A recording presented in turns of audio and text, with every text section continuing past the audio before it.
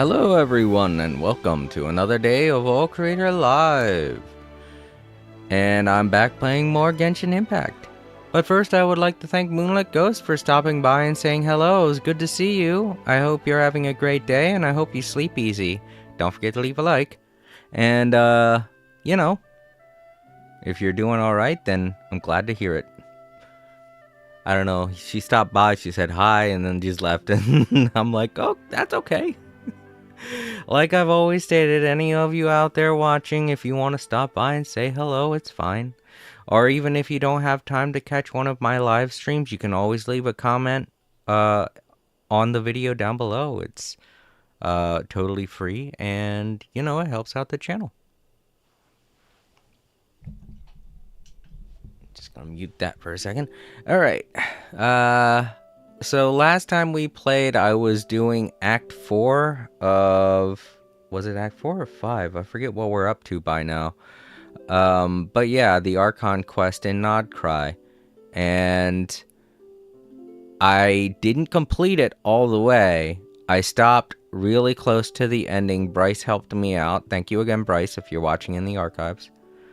Thank you again. And with his help, I was able to stop just before there is a cutoff transition where the game goes from Act 4 to Act 5, and then he said that it's kind of hard to stop after that when Archon Act 5 starts up. Either it's 5 or 6. Like I said, I can't remember where we're up to by now. But yeah, that's what we're going to be doing today. The rest of Act... You know what? I'm just going to say 5. I'm going to say it's Arc 5. We're on Act 5 right now. Just adjusting some stuff here. But yeah, we're going to be finishing up Act 5 and then going into Act 6. Or Act 4 into Act 5. I don't know. We'll see once I get in here.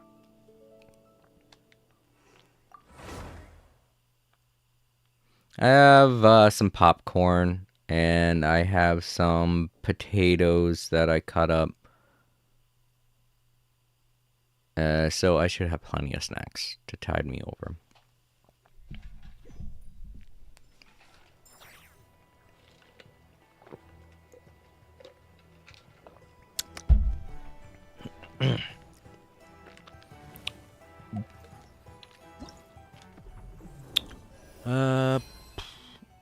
Are we still doing this? Yeah, we're still doing this. Jeez. Like I said, I'm not going to try and go for all of that. It would be cool to get a free constellation for a 5-star character, but I'm just not. That's like, that takes an hour out of every single one of my days, and I'm like, I don't have time for that. I only have time to play Genshin Impact once a week. I take care of as much as I can in that day that I play. Alright, so let me see. Okay, yes, we're on Act 5. Okay, so we're going from Act 5 into Act 6. And according to Bryce, there isn't much left of Act 5. We'll just go through... He said we talked to about 2 more people, and then after that, it kind of gets hard to pull out of Act 6. So, we'll just be going straight into Act 6. Alright. I'm trying to think if there's anything I should do before I start things back up where we left off. And I can't really think of anything.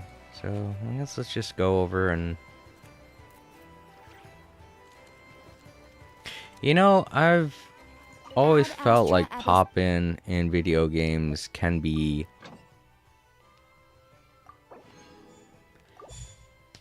I don't know. It can kind of ruin the experience. I feel like there should be some way to cut down on pop-in in video games. Even in, like, large open-world games like this. I'm not a programmer, so I don't really know. Anyone out there that knows, let me know. I know the old-fashioned way to solve the problem with pop-in was to create fog of war, which would basically hide all of the pop-in. But it's not the best solution. Because people like to look out at vast expanses, you know? It gives them a sense of awe, and that's one of the draw-ins to a open world game. Alright, we're gonna start this back up. Okay, we gotta go and talk with Columbina, apparently. So. Also, I noticed these down here. What is this? Intel Exchange? Valiant Chronicles? I don't think I've been paying attention to those. I think it's a bounty system type of thing, right? I think I saw something about that when we first started here in Not Cry, but I didn't really pay much attention to it. Alright, let's go speak with Columbina and finish off Act 5. And... oh, okay. It changed me to Traveler. I was like, wait a minute, I'm the Traveler. What happened? And then I realized I guess it's part of the story, so... they have me. Yeah, see, my characters aren't along the side there. Okay. Huh, freaked out for a second. I thought something broke.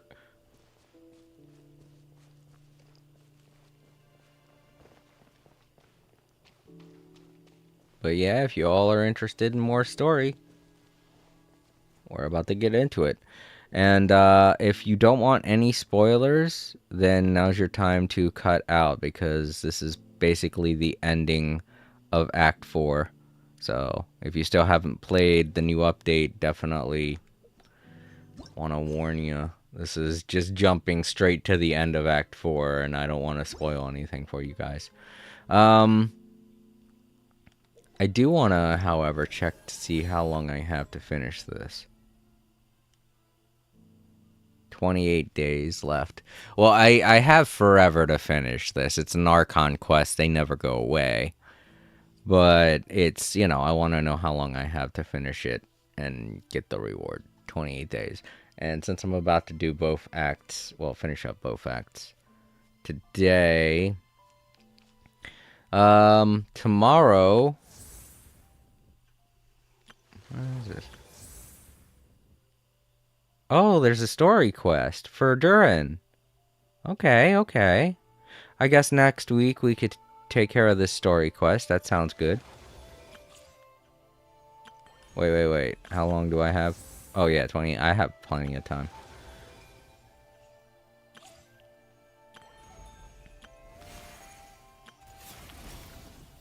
New boss. Probably gonna fight it at the end of this. End of the next act, probably. Alright.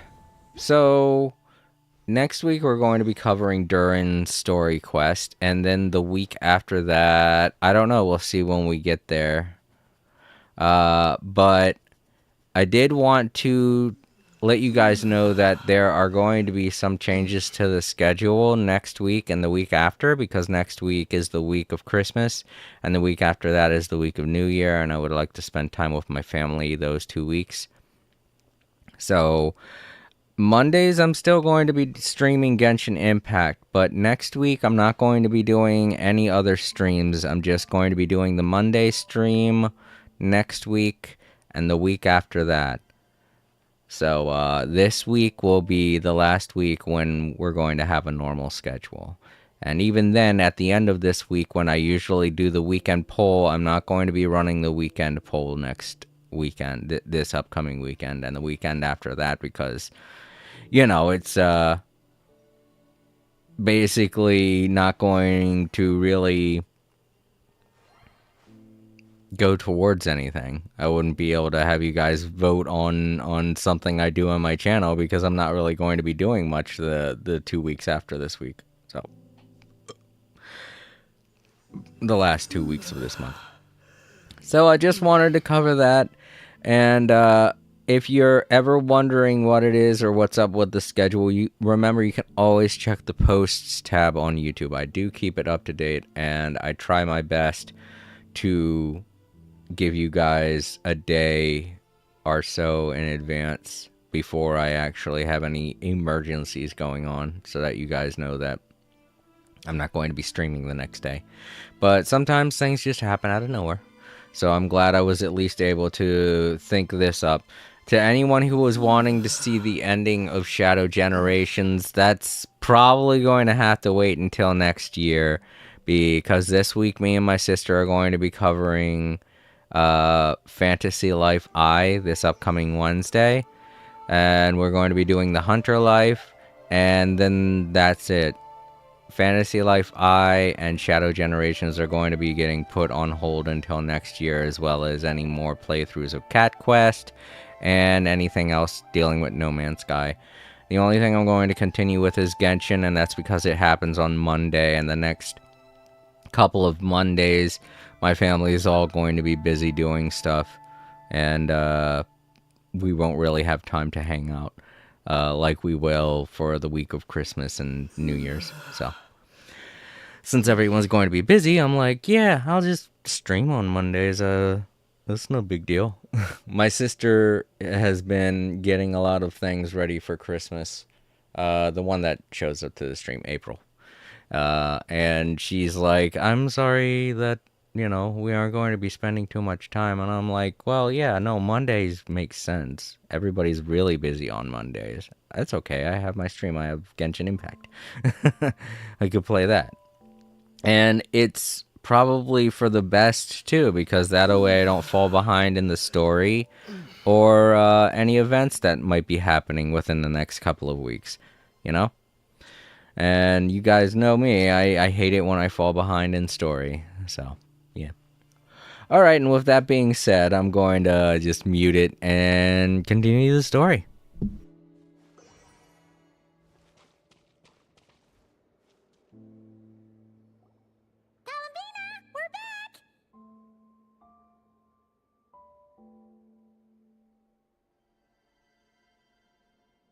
Huh? She's not here. Weren't there a few Kuhenki here last time, too? Where did they all go? Walkies? For Kuhenki? You're not pets, you know. Oh, well. Looks like we just came at a bad time. Let's try again tomorrow. There's still a few days until Moon Prayer Night, so we're in no rush. Besides, she needs time to rest anyway.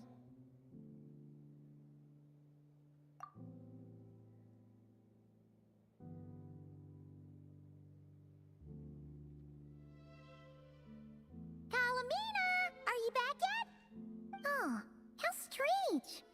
Looks like she still isn't here.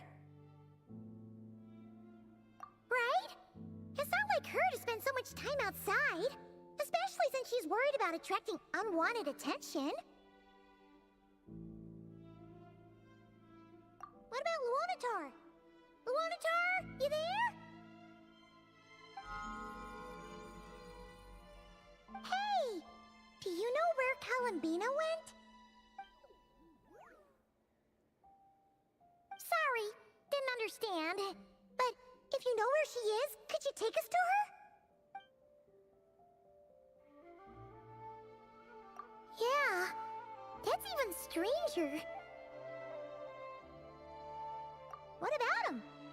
Oh, that's not good news.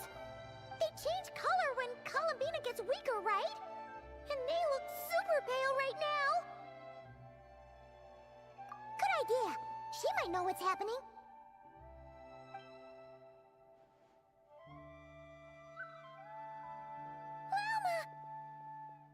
Ah, it's you. How is Kutar? Is she okay? No, she hasn't. I came here to check on her after I noticed the flowers had changed color. Based on past precedent, she must be very weak right now. Even getting up to walk would be a struggle. It seems unlikely that she wandered off outside. Not to mention that she doesn't do that at the best of times either. So yeah, this is super weird. No. Very few people are in the know about Kutar's whereabouts. And if anyone suspicious had visited, they'd have left some sort of evidence. Come on, let's go to Nasha Town. If anyone has seen her, someone there will know about it. It's not Cry's information hub after all. Makes sense. Let's go!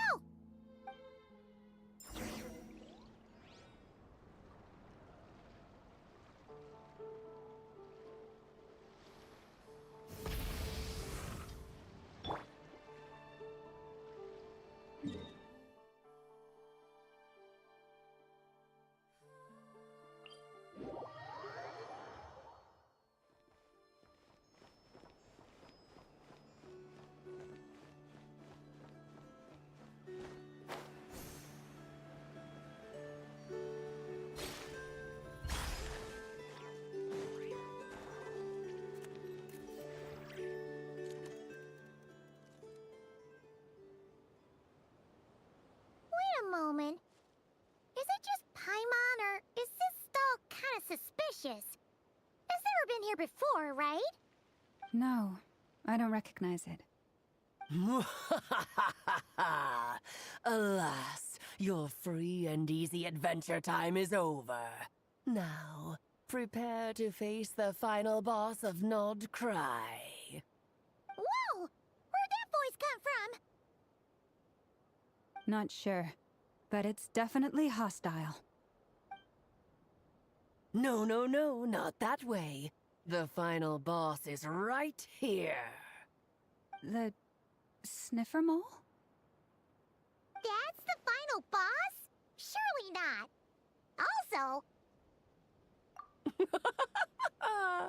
Okay, the jig is up. I'll stop teasing you. Turn around. I'm right behind you. It seems I've managed to leave quite an indelible impression, even though you've never seen my face. Ah, nothing could make a great mage more pleased with herself. Hey! It's Alice! Great adventure of the realms, Dodo King, defender of Old Mondstadt, etc. But most importantly, mother to the most adorable Klee. Yeah! It's Alice, everyone! Everybody celebrate!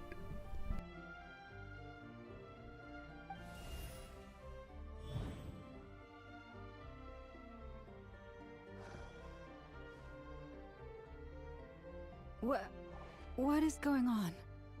I've heard that all the big shots in Teyvat have long, wordy titles that stun people speechless when they make their entrance.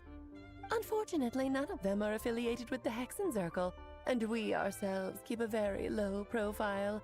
The notorious name-dropping doesn't quite work for us. Still, I, for one, think I'm really quite amazing. So that didn't stop me from coming up with a title anyway. Alice? It's really you this time? Not a lantern or a Dodoko, but Alice in the flesh? Ah, that's right. So, what do you think? How does it feel to finally meet me? You look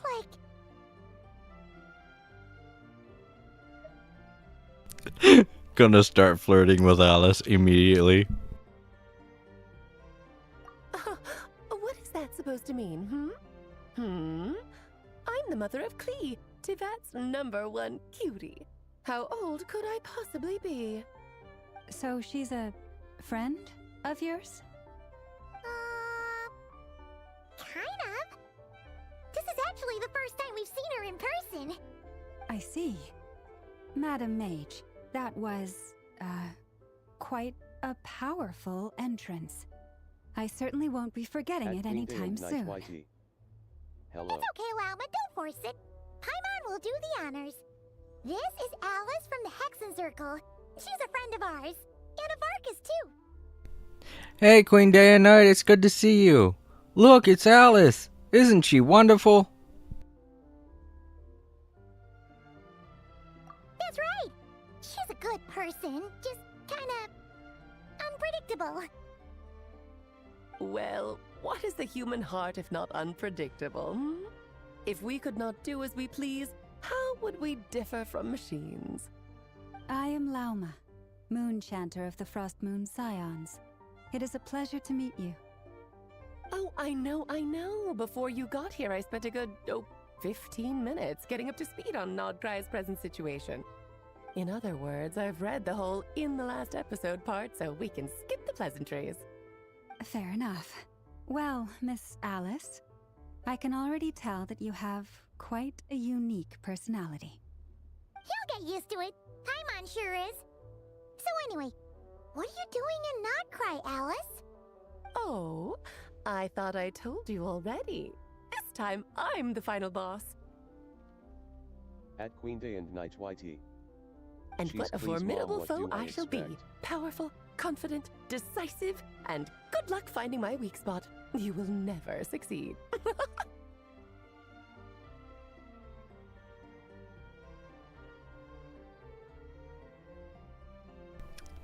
I know. It's not hard for somebody like Klee to have a bad mom. Or I mean, it's hard for somebody like Klee to have a bad mom. She's so wonderful. Her mom must be just as wonderful as Klee. Oh, drat! My one weakness, and you found it in an instant. Fate has been dealt a devastating blow. Thus falls the great Dodo King. Why are you playing along with this nonsense? For funsies, of course. What's wrong, Paimon? Are you disappointed in me? Am I a gigantic letdown? No, it's just... you seem like a busy lady. And this is the one time you've shown up in person.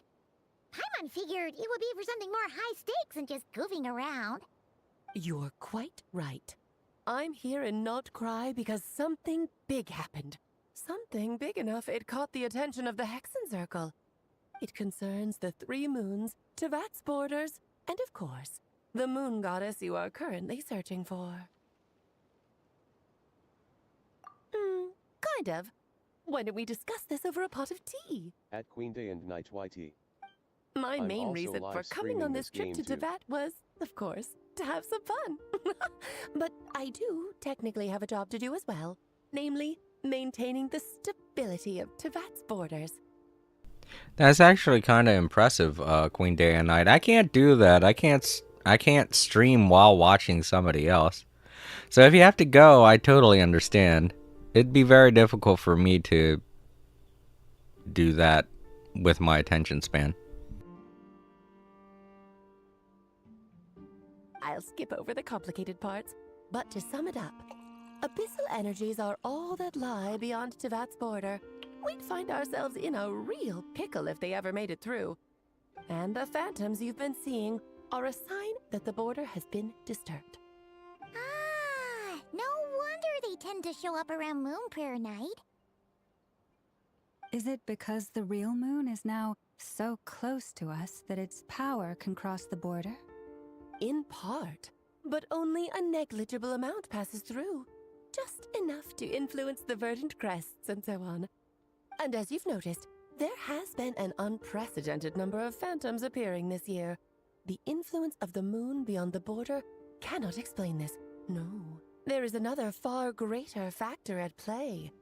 The trilunar syzygy. A trilunar syzygy. Eons ago, before the heavenly principles came to Tevat, it was the then 3 moon goddesses who controlled the laws of this world. Oh, that's exactly it! The 3 goddesses split these powers amongst themselves, promising never to consolidate them into one singular body. This was meant to keep the world stable. But, fast-forwarding to the present, the eternal moon's marrow is with you, while the iridescent moon's marrow, which should never have appeared in this world, has been retrieved. Add that to the presence of a moon goddess in the flesh and... the power of all 3 moons is gathered here in Nodcry. There hasn't been an event like this since the War of Funerary Flame. And it's having a noticeable effect on Tevat's borders. Because I wish to give my darling daughter a peaceful, sunny environment to grow up in. Is that a good enough reason? Kinda sounds like you're dodging the question, but it does make sense. Well, that's one reason anyway, and the most important one. The others are a little complicated to explain. For instance, cleaning up after dearest Miss R. Albedo could tell you more about that if you're curious, but right now, I have a more important question to ask you. Why are you collecting the moon marrows?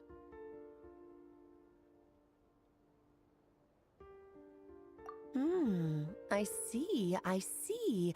Nicole told me about that legend once. Nicole? You mean Mage Anne? Oh, so you remember.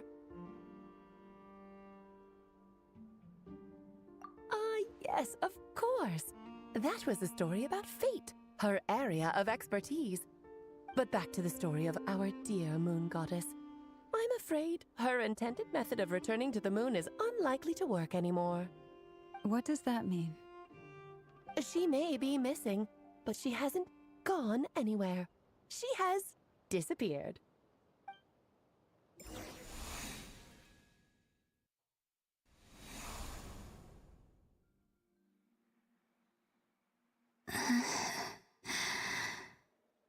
My body is so heavy. Wait, no. It's my mind that's heavy. My arms and legs are as light as a feather. What's happening to me? I feel drowsy, like I've been asleep for too long. Is it daytime or nighttime? Is the moon out? I think I'll go for a walk.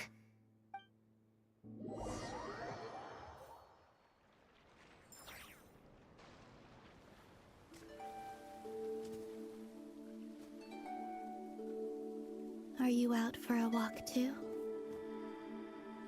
Huh?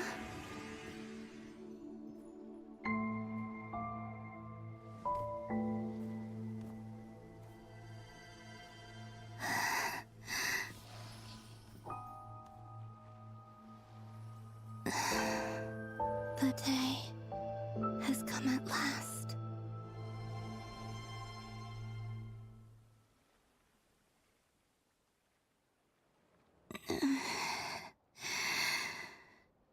Have I grown so weak that I can't even sustain my physical form?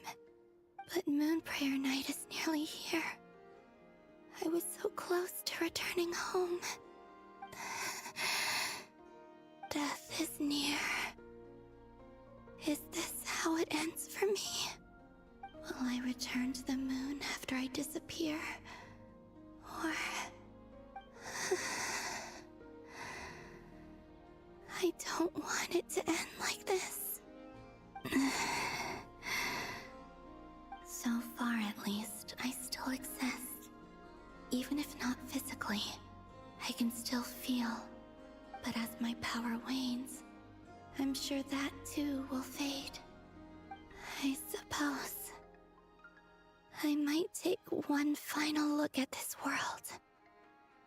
The world where I was born.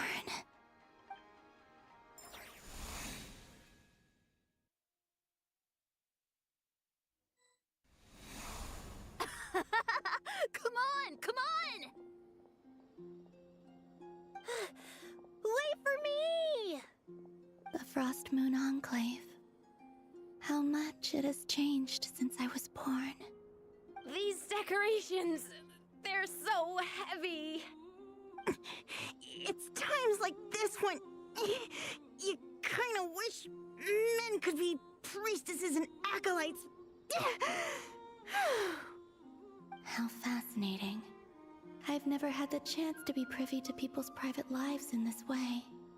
In the past, people would get so solemn and serious the moment I showed my face. Like they were frozen stiff. Karina, Lametti, it's time to eat. Coming! I want to watch them a little longer.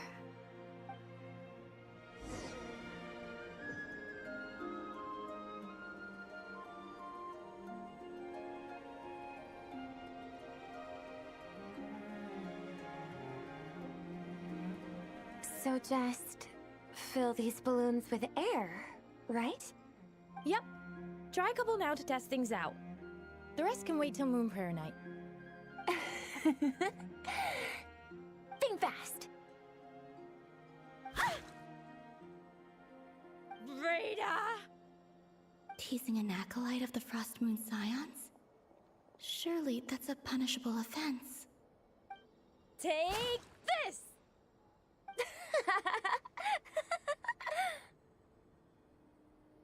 Huh? Alright, enough horsing around. Lady Lauma gave us a task. We should get back to it. The task is just to check that the balloons don't leak, right? Doesn't matter if we fill them with air or water. Yeah. Okay, you got me there. And you got me there. But still, we can't use all the balloons before the festival even starts. We won't use all of them. And as long as Lady Lauma's trusted acolyte doesn't snitch, this can stay as a little secret between friends. A couple more can't do any harm, right? Oh, you menace. Then, think fast! Is pumping a balloon full of water really so much fun?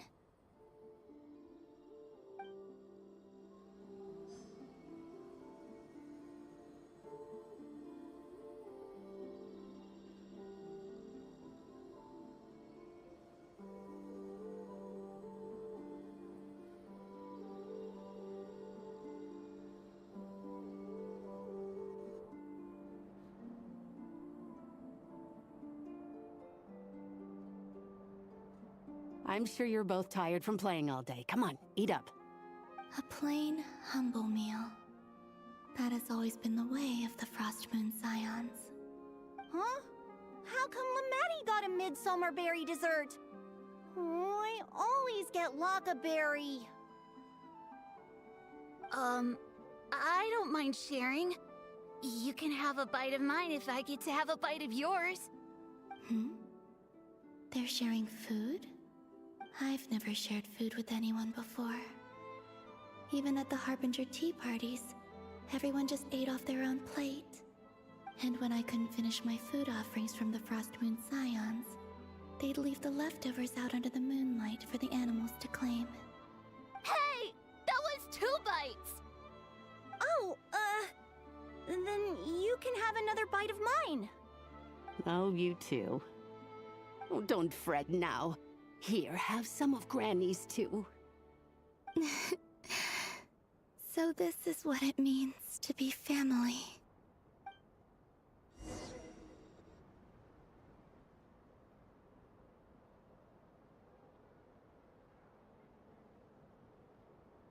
I'm seeing so much that I'd never usually get to see. They'd never act like this when I was around. It's nice, being able to just watch people in peace in these final moments. What a rare opportunity. I think I'll go take a look around Nasha Town, too. Maybe the Traveler will be there.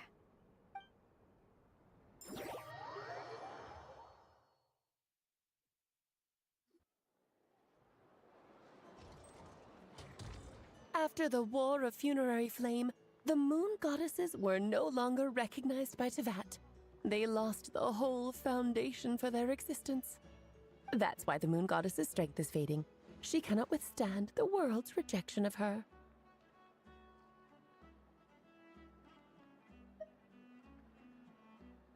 To be more pedantic about it, the Moon Goddesses did something to offend the heavenly principles, and that's why they were ousted.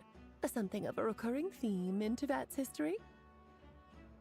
Theoretically, speaking so candidly should put me in their crosshairs too, but they can't tell me what to do. I'll say whatever I want. Anywho, the Moon Marrow energies were but a drop in the bucket for her, and that battle against the Ray Hair of Solnari only weakened her further. Fortunately, it happened close enough to Moon Prayer Night, when the Kuvaki concentration here is high. That's the only reason she managed to survive this long. What do you mean, fortunately? You said she disappeared. We're too late. Ugh, what a headache. I thought this was all common knowledge. I guess I have some more explaining to do. Okay, buckle up. It's time for another lecture.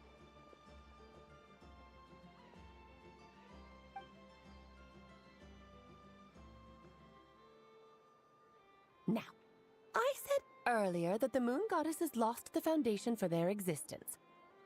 The reason for that has to do with the natural order. Basically, the rationale for their existence in Tevat was lost. The same logic applies to the present moon goddess too. Consider her existence so far. Her comrades in the Fatui called her Damselette. And she was worshipped as Kutar by the Frost Moon Scions. But these connections have now been severed, whether by her hand or yours. So, the rationale that once sustained her existence is now gone. Wait, we did that to her? Oh, well, strictly speaking, yes. But let's not start pointing fingers, shall we? I'll only end up as the big bad villain, and that's not the kind of final boss I want to be.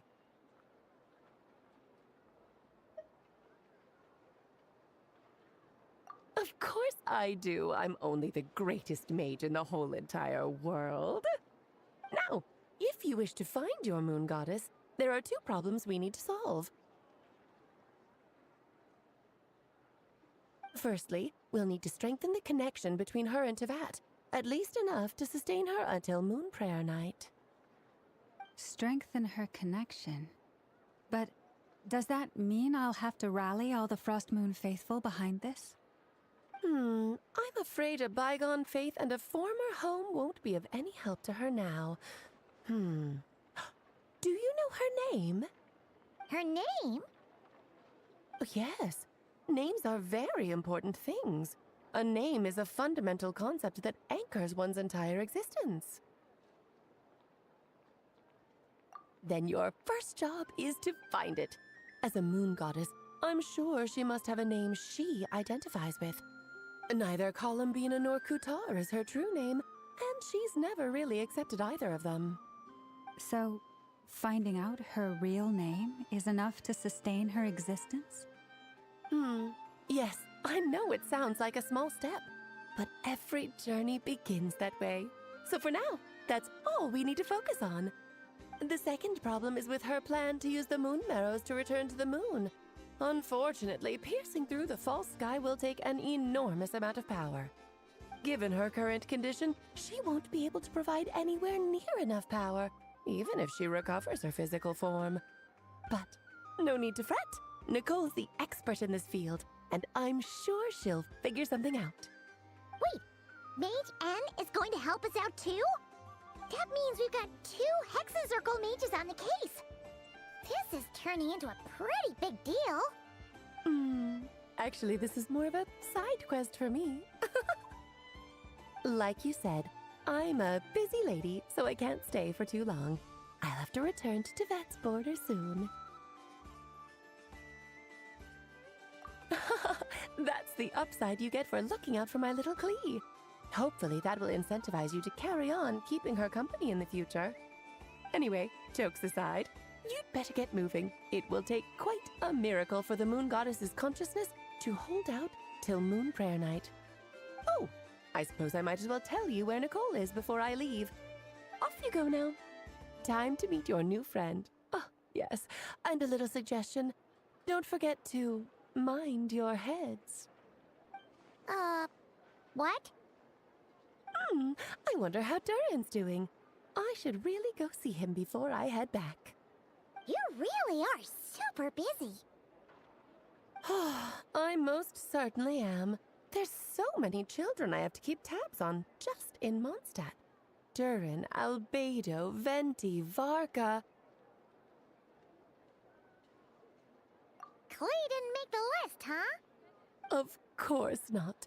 Klee is my pride and joy. I have no qualms about her, because she's the best child in the whole wide world. Yeah. Klee's a little angel. I'm glad you agree. Well, all the best. See you when I see you.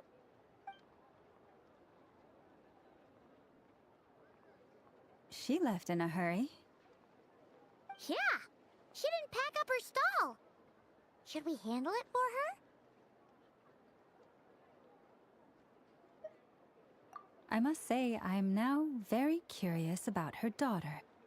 Klee, wasn't it? What's she like? That's a long story. Come on, we'll fill you in as we go.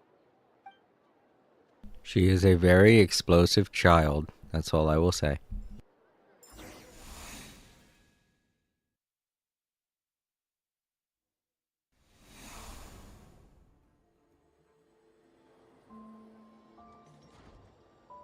What a lively place. I've never experienced Nasha Town like this before. Hey, you old geezer! Your hammer's rusted through! Who are you calling old geezer? Are they quarreling? I'm looking right at him! You've really gone downhill since giving your daughter free reign in the workshop. Can you even swing a hammer anymore? It shouldn't take you days just to fix a single chair! You might as well use that hammer to massage my back for all the good it's doing. Don't run your mouth, or you'll get a back massage that'll put you in bed for the rest of your life.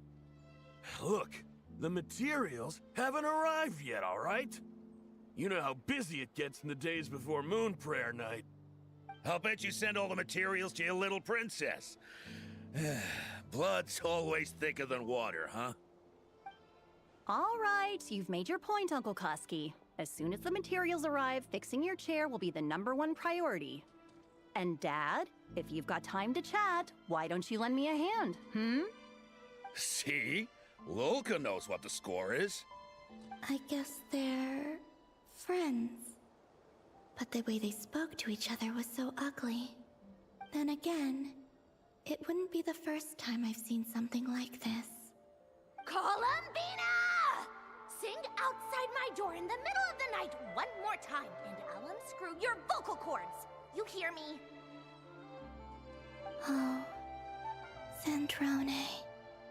So that was her way of trying to be friends with me. What a pity. I won't get the chance to say any ugly things in reply.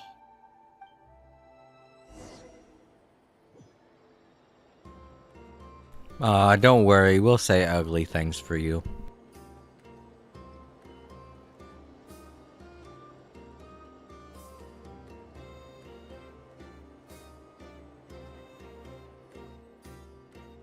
Hey, have you decided what to give her for Moon Prayer Night? I sure have. She's gonna get the surprise of her life when she's least expecting it. Then I'll whip out the ring and pop the question. The surprise of her life. What a fun turn of phrase. Cool, I get the picture. You can spare me the gushy details. Ooh, looks like we have a customer. Hello there, ma'am. Would you like some Moon Prayer Night candy? Huh? Is he talking to me? Can he see me? Here you go.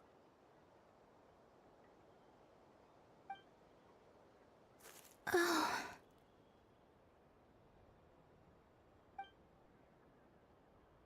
Come back anytime. Right. Now, where were we?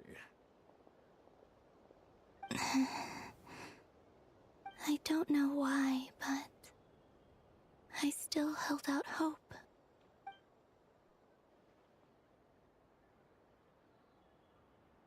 The most important thing right now is to find that mage. This name thing seems super important too, but where do we even start looking? I'd better go pay the Fatui a visit.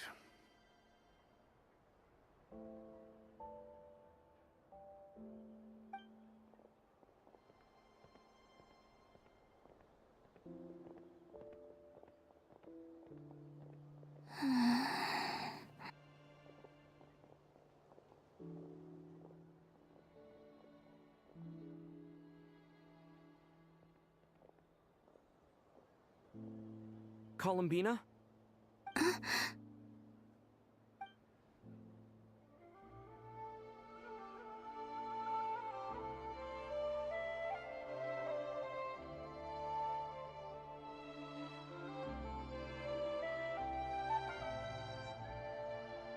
traveler.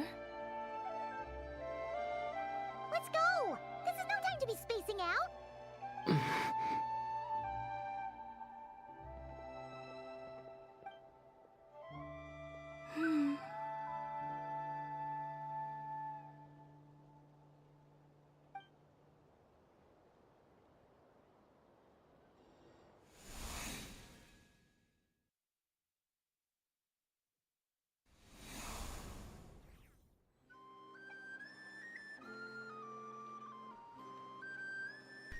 Okay. Exploration and trials. Adventuring is right up my alley. Alright, so now we've got to look for the mage. Over that way. Gonna go over to this travel point. And heal, because it looks like we took some damage last time I played. I think I also have some things to turn in. Oh, no I don't. Alright, well, I do want to take a bathroom break.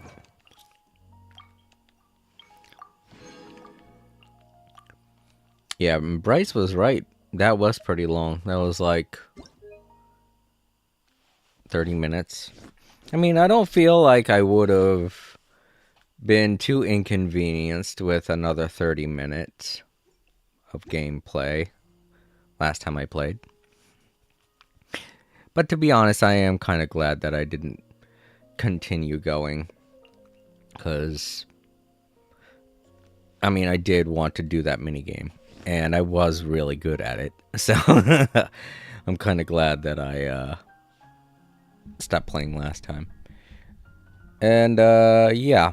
Sorry, I gotta go take a break, but I'll leave you guys with some music and stuff to listen to while I'm gone, and I'll be back in 15 to 20 minutes.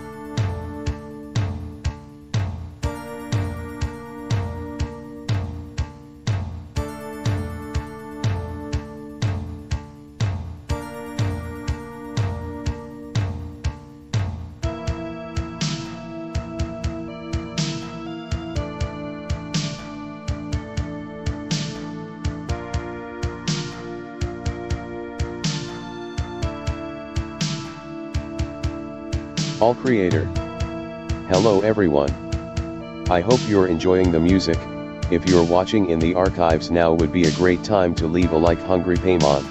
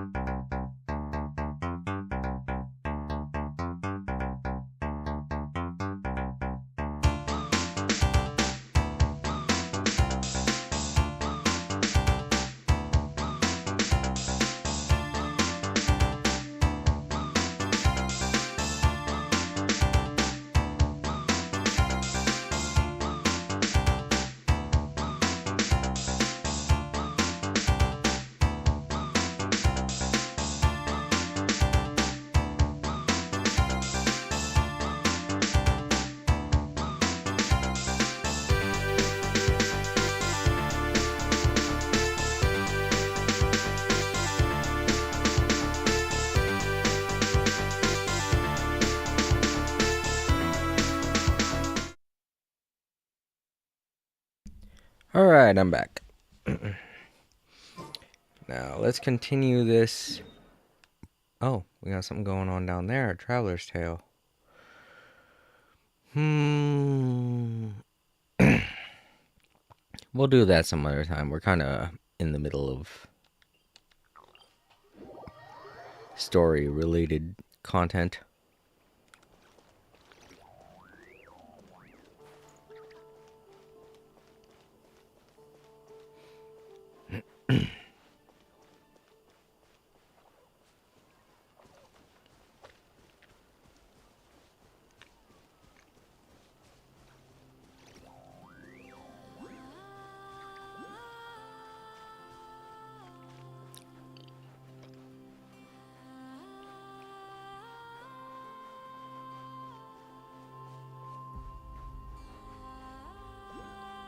Oh. Look at that silly guy. He's relaxing. I'm not gonna bother him.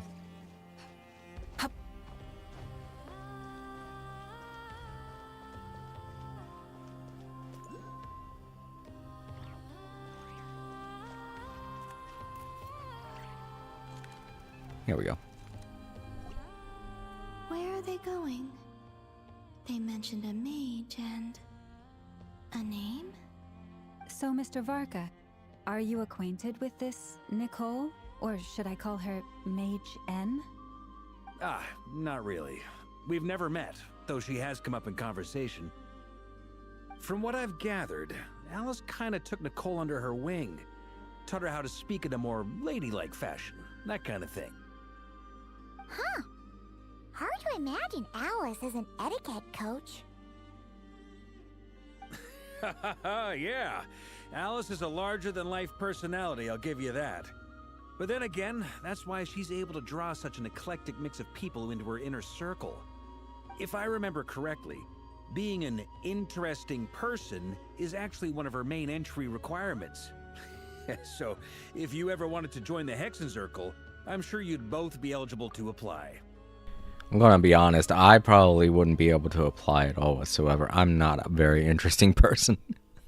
Just look at my view count. Hey! Don't go around making promises on Alice's behalf. I wouldn't dare. I'm just trying to paint a picture of the Hexenzirkel for you. Okay, sure. Anyway, since none of us have ever met Nicole, how are we supposed to find her? We can't just go up to every woman in sight and ask, "Hey, are you Nicole?" Maybe something she's wearing will give it away? Like, a windbloom pinned to her chest or something. Wait a minute. Alice never said Nicole was from Mondstadt. Oh, true.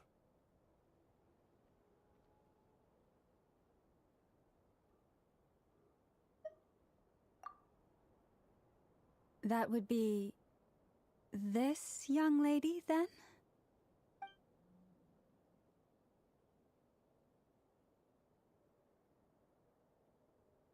Hey there! Sorry to disturb you, but... are you Miss Nicole? Varka, Knight of Boreas of the Knights of Favonius. Alice might have mentioned me before. Mm-mm. Ah! Have we got the wrong person? Sorry. Well, this is awkward. That feeling does get kind of awkward. I remember once I was waiting for the bus and someone called out to me by name. They're just like, "Jason!" I'm like, yeah, I've never met this person before, so I was like, holy shit. I can't remember this person at all. I feel awkward right now. They came up and they were chatting to me for a long time, like, "Oh my god, I can't believe I haven't seen you in forever. It's been since high school." I'm like, yeah, I wasn't saying much, but then she was just like, she stopped and she was like, "You did go to blah blah blah high school, right?" I'm like, I know. I think you have me confused with someone else, but my name is Jason, so that's very weird." And she was just like, "Wow, okay, that is weird." And I was just like, yeah. It was just very awkward right after that. So, I just walked away. She walked away. It was a very weird It's very odd to meet another person that knows your name. Like, there aren't that many Jasons in the world. I'm not gonna be honest. I'm gonna be honest. After the movie Friday 13th came out, the name Jason just like fell to the wayside. Nobody wanted to name their kid Jason. But before that, everybody was naming their kid Jason. So, I mean, I guess it would make sense because, you know, I was born just before that movie came out. So there might have been someone around my age with the same name as me. But it's weird that we both lived in the same place and had the same name and went relatively to a high school that was close to each other. I don't know. It was just really weird. So yeah, Paimon, it is very awkward. Just seeing this whole thing reminds me of that. I mean, we don't know this person at all, but we're acting like we do. This is probably N. I don't know. They seem very unique. If not, it's a new character that's just getting roped into everything that's happening right now. Wouldn't that be funny? Wouldn't that would be funny for a video game. I don't think I've ever really seen that before. Where a character just happenstance is in the area of the I can't really think of any off the top of my head. If any of you guys can think of a character that's just so happens to appear out of nowhere and then joins the group. Like, that would be funny, right? I feel like that would be funny. You're just going along your adventure with your group of people, and then just out of nowhere, there's this other person that shows up, and you think they're someone else, and they're like, no, I'm not that person. And instead of just being like, oh, dang, you know what? Yeah, you're right. We got the wrong person. See ya. Everybody walks away, but then the person's just permanently in your group. I'm sure there's probably been someone like that in an RPG, but I can't think of any off the top of my head. But that is a funny premise, where a person just ends up getting roped in with everybody else, with your big-ass adventure, with just going about their normal day, and then suddenly they're a part of just a grand adventure that they never really foresaw happening. Sounds like a fun thing. I mean, I've heard of main protagonist. That's happened with, like, main protagonists, yeah, but, like, not with a side character, I don't think.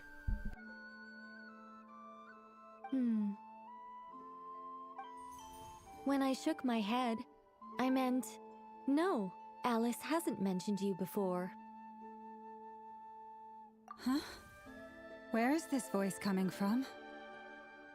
My apologies. For certain reasons, I am unable to speak. This is the only way I can communicate with you. It might take some getting used to, but I hope you can understand. Hey, it's fine. I'm more shocked by the fact that Alice never speaks about me. I mean,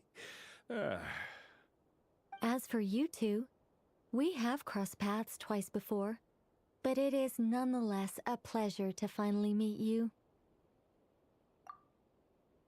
Is she the one that's narrated several events? She couldn't have been the one that was narrating when we were doing the whole Adventures in Fontaine thing with Navia. I don't... I feel like maybe she was doing the narration when we were in the Storybook Land, but I can't remember. It's really you! Thanks for all your guidance in the past! And she couldn't have been the one that was guiding us when we were doing the stuff in Natlan. That was the dragon dude. So I feel like the Storybook Land was probably the only place where we could have heard her voice before. I mean, there was the whole events in the Golden Archipelago Islands, the very first vacation, but that I feel like was more directly influenced by what we were seeing in the carvings, so I don't think that was her either. You're quite welcome. This time, things are different. We have reached the unwritten pages of the story. You might say that we stand at the crossroads of fate.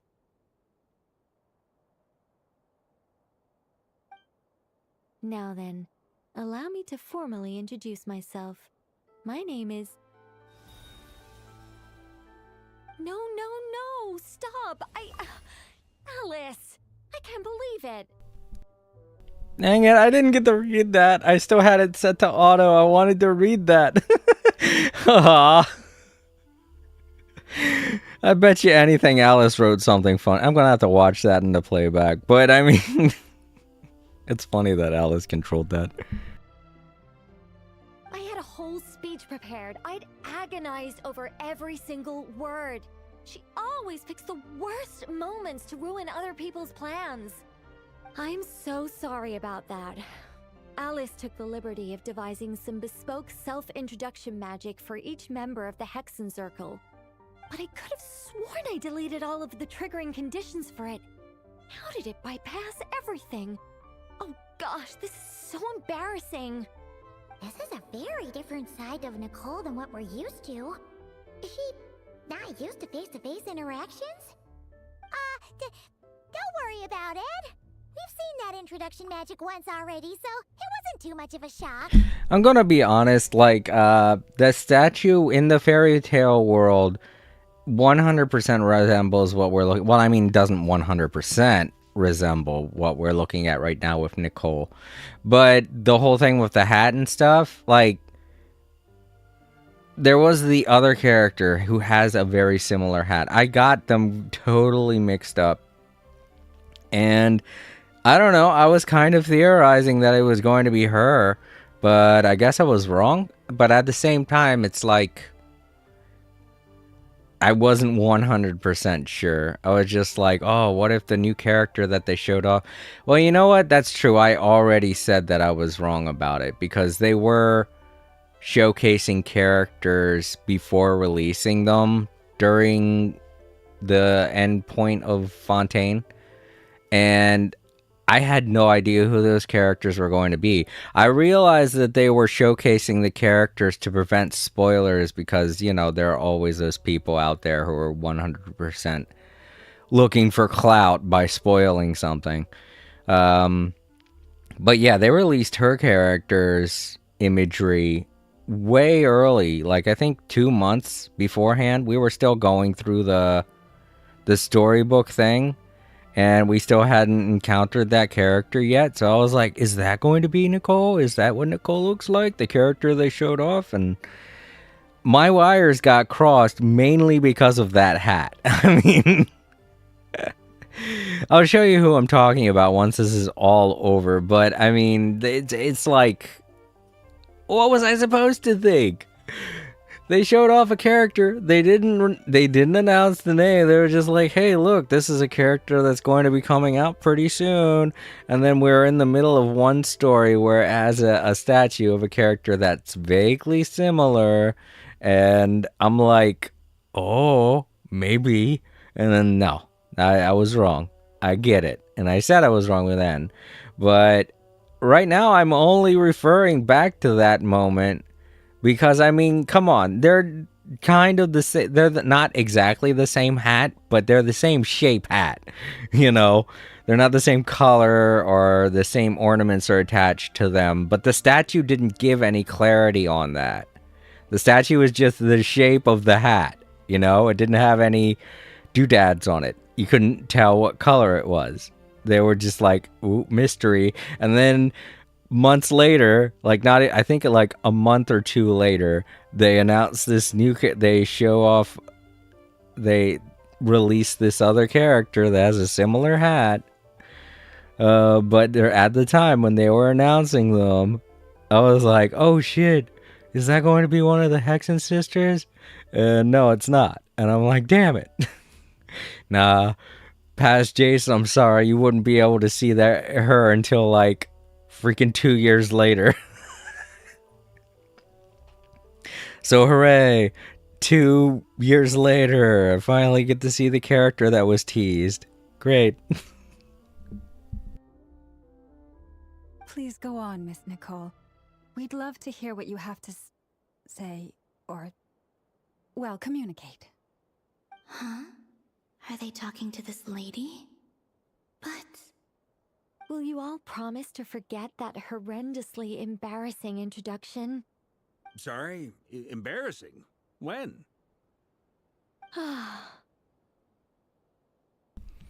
She's not talking to you guys. She's talking to me, the person watching the video game.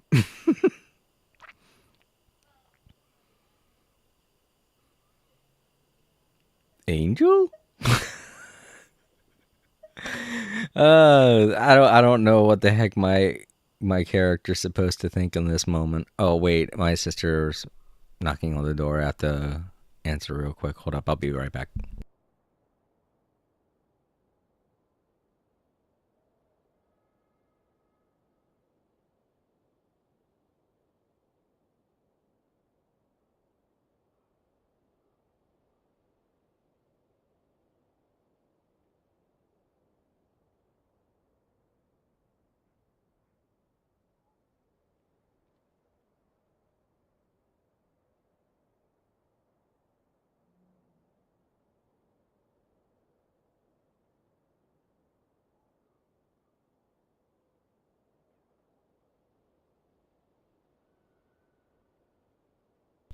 Okay, sorry about that. I hate to keep breaking up the tension and everything, but I have things that I want to say, and then I say them, and now this. Sorry about that, everybody. I'll let you watch. Yes, my name is Nicole, and I am one of a very few angels who have retained both their preferred form and their power. The Traveler and Paimon should be no strangers to this concept. There is another of our kind in Natlan. They call her the Lord of the Night. Alright! Paimon remembers her! Yes. Well, I have retained more of my power than she. It's because I don't have a long-term duty to fulfill. To be more specific, no. We'll be here all day if I get into the specifics. Moving on. If I'm not mistaken, you are here because you wish to learn how one might reach the moon beyond the sky. I love how we're all going about this adventure and everyone's all like, ha ha ha, new character, everybody's having a great time. And then in the background, Colomina's just like, I'm dying. That's right. Is that something you can give us any guidance on? Yes, I do know a way. It began with the Hyperboreans, who lived after the War of Funerary Flame. Blank looks. Maybe I should start with the background of the war. No, please. I don't think Columbina can hold out that long. Or maybe not. It shouldn't be an issue. I'll fill in the gaps for you when we have more time. Anyway, after that war ended, the three moons retreated to beyond the false sky. I'm sorry I'm laughing, but like, when they cut out, they showed Columbina down there in the corner. You couldn't see her all the way. She was obstructed by a rock, but she looked like she fainted. I was like, oh god, no! The Hyperboreans were humans I once aided. They accepted the civilization and creations bestowed upon them by the angels. But despite accepting many blessings of the angels, many among them still held on to their faith in the moons. They were reluctant to accept the new order. Even after the War of Funerary Flame, they sought to contact the moon goddesses beyond the sky and receive their guidance. But all three had passed away by that point.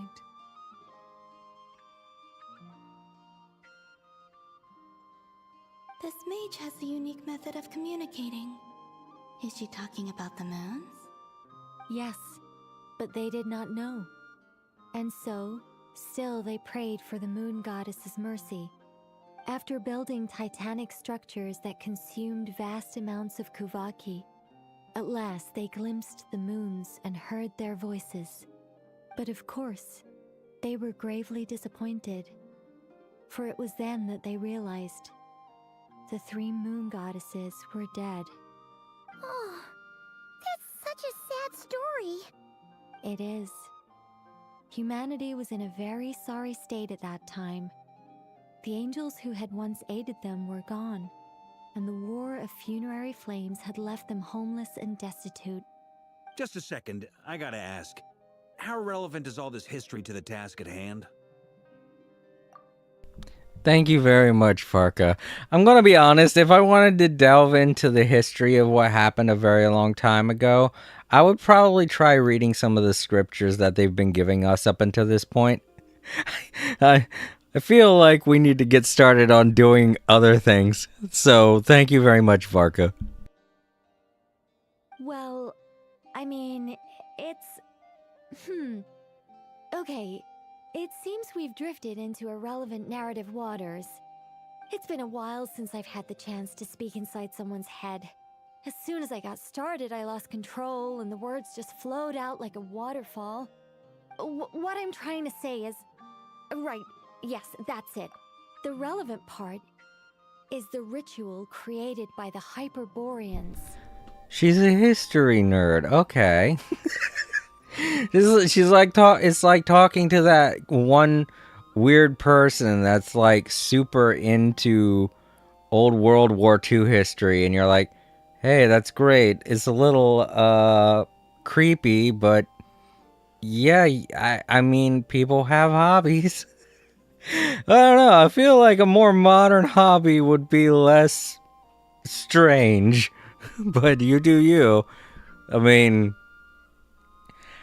all of our grandparents from that time period have all passed away, so I'm like, why are you holding on to something like that? I get it, history, but that's the thing. We learn from history. We don't keep it as our hobby. It's kind of weird. The fact that they bypassed the false sky and saw the true moons implies that they successfully built a connection between Teyvat and the outside world. Which means, with enough Kuvaki and a sufficiently stable connection, it should be feasible to send one person over the border. Okay, so they built some kind of portal? Oh, yes. A portal. Yes. Is something wrong? You sound disappointed. I'm guessing the portal that she's thinking, she's just going to call it a portal. they were doing Persona 5. they were doing Persona 5 means of travel. Except without the colorful the colorful imagination. I just didn't expect you to summarize it so well. It turns out I could have said all that in one word, if only I'd managed to think of it. Okay, here I am sitting here thinking they were doing the things that YouTube won't allow me to talk about in order to pass through, but no. Paimon summed it up. Okay, good. I'm glad it wasn't the other thing, because it was like, it's not YouTube appropriate. Don't talk about that. No, please, it's fine. This is invaluable knowledge. I'll be sure to record and preserve everything in writing. Oh, really? Well, in that case, I suppose I could backtrack and add some more detail. I did gloss over a few things so far. Columbina's like, yeah, it's not like I have it all day. I don't have all day. Come on. she literally is just like, meh, I'm just here at this point. Whoa, time out. Let's summarize what we've got first. The Hyperboreans were the last ones to use this method, right? So we somehow need to find whatever structure they built and make sure there's enough Kuvaki to power it up. Luckily, we have the moon marrow of both the eternal and iridescent moons, so we're all good for Kuvaki. Which means the key issue we need to focus on is finding the place. Am I right so far? Yes. Although I expect the structure is long gone by now. That said, What if we could take advantage of the phantoms to travel back to a time when it still existed? Well, travel back isn't quite accurate. It's more like we'd be creating a handshake between 2 points in space-time. We wouldn't even have to pick a time when it still existed. It could just be a time when it still appeared in phantom form via projection, or we could project our own phantoms, fold them together at... You look lost. Was that too hard to follow? Yeah, things got a little, technical there. Paimon's brain is reaching capacity. Alright, let me think about how to put this more simply. Okay, got it. Over the next few days, I'll search for phantoms that we can use. Once I find one that meets the criteria, I'll let you know and we'll regroup. By completing certain rituals, specific individuals will be able to enter the phantom and make it to the Hyperborean structure. If everything checks out and it looks feasible, we'll just need to wait for Moon Prayer Night, and we can send the Moon Goddess back home. I'm really skimping on the detail here. Is this making any sense at all? I think so. For now, we'll just wait to hear from you. Yes. Basically, yes. To sum up, we're going to take our Kavaki, use her MacGuffins, and then send the Moon Princess Columbina back to the moon. So yeah, there we go. Great. Counting on you. In the meantime, we'll focus on finding the Moon Goddess's name. My name? Are they looking for a way to stop me from disappearing? Excuse me, Miss... Go on, Miss Nicole. This conversation was a little all over the place. I didn't catch your name. I am Lauma, of the Frost Moon Scions. Ah, I did wonder. I noticed that you listened very intently when I spoke about Hyperborea and the moon's history. If you'd be interested, I'd love to visit you this evening and go through it again in greater detail. Also, if you were serious about making a record, it would be too risky to simply write down the raw details as is. I would suggest some tweaks. Maybe rewrite the stories as fairy tales or fables, perhaps even prayers. Anyway, we can cross that bridge when we come to it. So, see you later then? Oh, and no need to prepare anything. Just a cup of tea will do. See ya!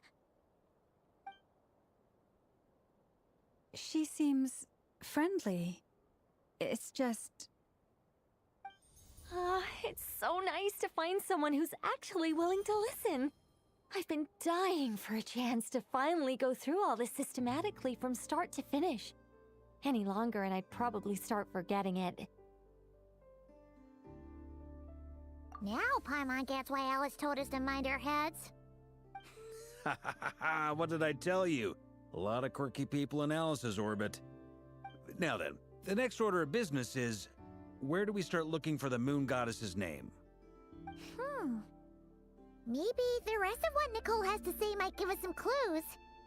Once I've heard her out, I'll summarize the salient points and share them with you all. I'm also inclined to review our other documents. Yes, our faith was first established by our Hyperborean ancestors, but many of the more factually accurate records are from after Kuthar's birth. Sounds like we're gonna follow Columbina's journey through Teyvat, huh? In that case, we'll start by heading to the Frost Moon Enclave. Sounds like a plan. Take this with you. I'll see about getting in touch with the Fatui. It'll probably just be Arlecchino and Sandroni again. They're the only ones who would want to help. Thank you, Mr. Varka. Don't mention it. Honestly, I'm more comfortable dealing with the Fatui than prying into the details of a young lady's childhood. Catch you later. I should follow them, just in case there's some way that I can help. She's gonna start writing her name everywhere for them to read it.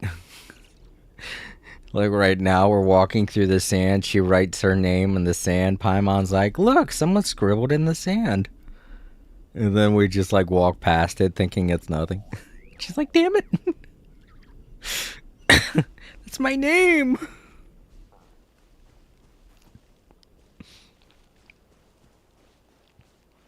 Everywhere else, we're just going to think it's random graffiti. And watch it be something super simple, like her name is Fawn. Let's say her name is Fawn, and we're just saying it. We're just thinking it's random, random kids writing things.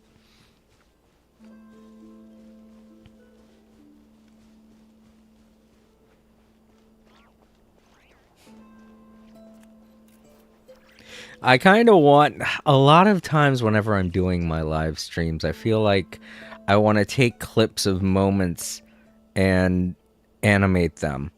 Like that whole scene where they were all talking nonstop over and over about all kinds of things that weren't really that relevant.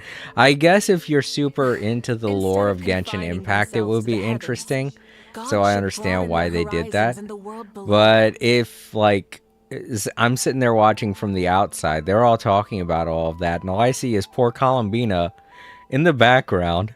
Just like, yeah, I'm dying, but sure, go ahead and talk about history for another 2 hours or so.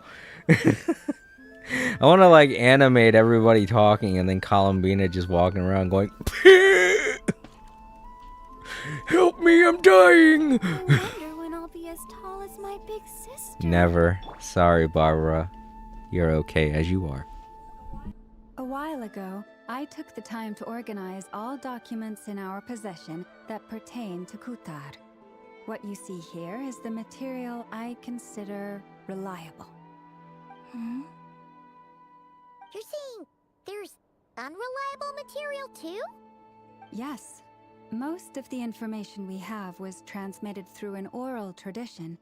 Inevitably, some of her stories were mythologized and deified over the years through countless retellings. That's why I organized them into reliable and unreliable.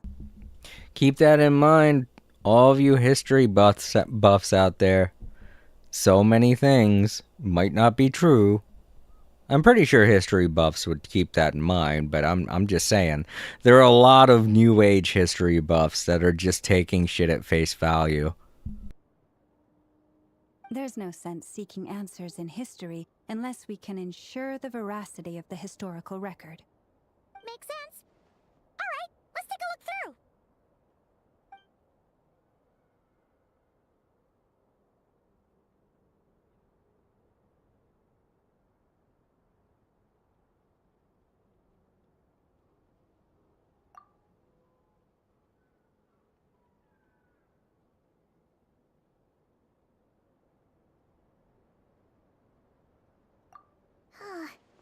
Almost all these records refer to Kutar instead of Columbina. Although neither of those is her real name. Paimon's not sure what point she's trying to make. What we can gather from these records is that the Frostmoon Scions worshipped her as a god, placing impossible expectations upon her. I cannot fault them for their earnest faith, but for all their devotion, worshipping her day in, day out changed nothing. I imagine that none of it resonated with Columbina. It wouldn't surprise me if, even back then, she had already begun to reject the name Kutar and everything it represented. Lama speaks the truth. When I heard them call upon Kutar with hope and expectation in their voices, they may as well have been calling upon somebody else.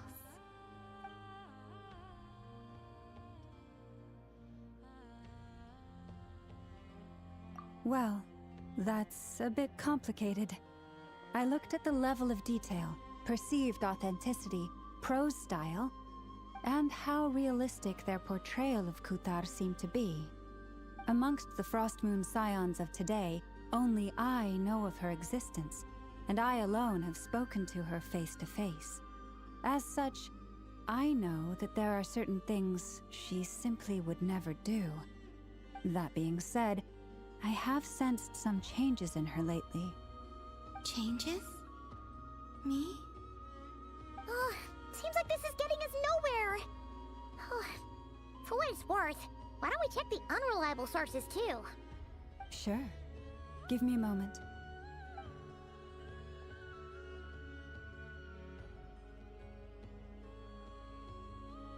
Exerting but a fraction of her divine might, Kutar sheared a great mass from the snow-capped mountain and cast it into the sea, upon whose surface shone the mirror image of the moon. Thus was formed the island of Hisi. Yeah, right. That doesn't even begin to pass the sniff test. The 3 moons are naught but lies through and through. Only one moon has ever shone for us, and Kutar is her name.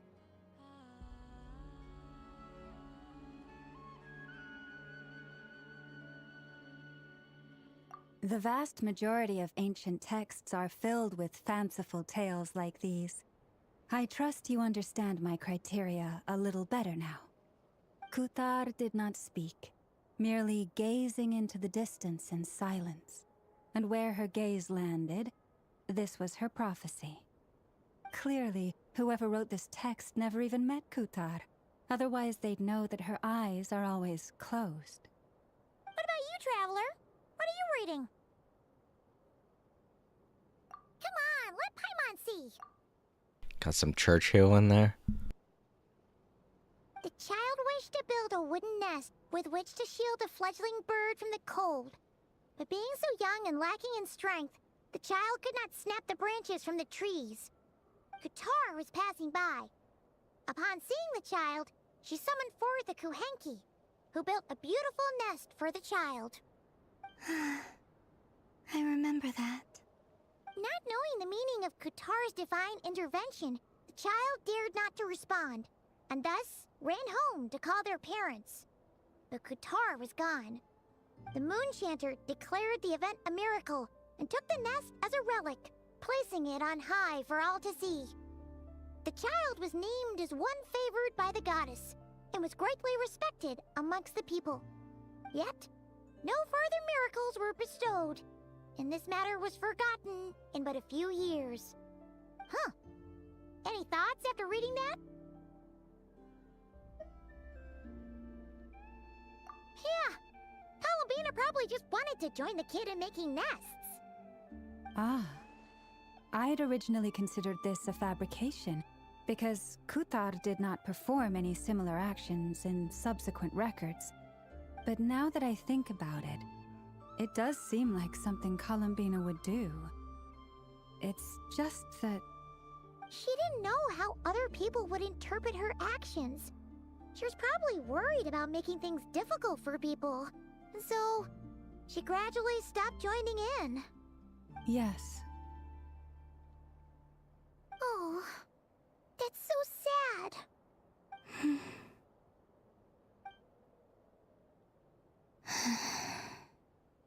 And now, I can make no such gestures of warmth, even if I want to.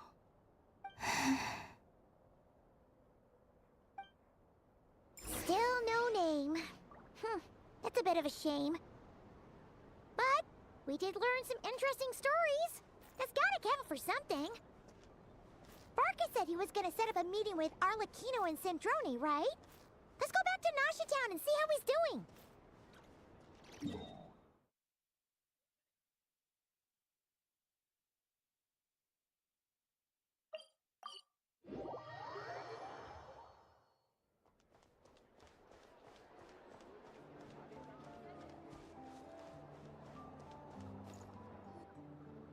Let's see. There's Varka. Oh, and it's Durin and Albedo too. Yeah, this is pretty much the same place we bumped into each other last time. I convinced them to stick around a little longer. We were all waiting on people, so I figured having a little company would help pass the time. Ah, so you've been waiting for us? Does this mean that you've already arranged things with the Fatui? Sure does. Now you're back, we can go meet up with them together. How'd your investigation at the Frost Moon Enclave go? Well, we didn't find out Columbina's true name. But apart from that, it went pretty well. Aha, just as well that I didn't tag along then. I'm sure our moon goddess wouldn't want every man and his dog knowing all about her private life. Still, desperate times, desperate measures, I guess. Someone had to do it. So, Varka was waiting on us, but what about you two? Are you waiting for Alice? Oh, no. We already met with her. We discussed that experiment I mentioned to you last time. Oh, and she also handed me this communication device. Doo doo doo! Are we going to hear the chime again? I hope we do.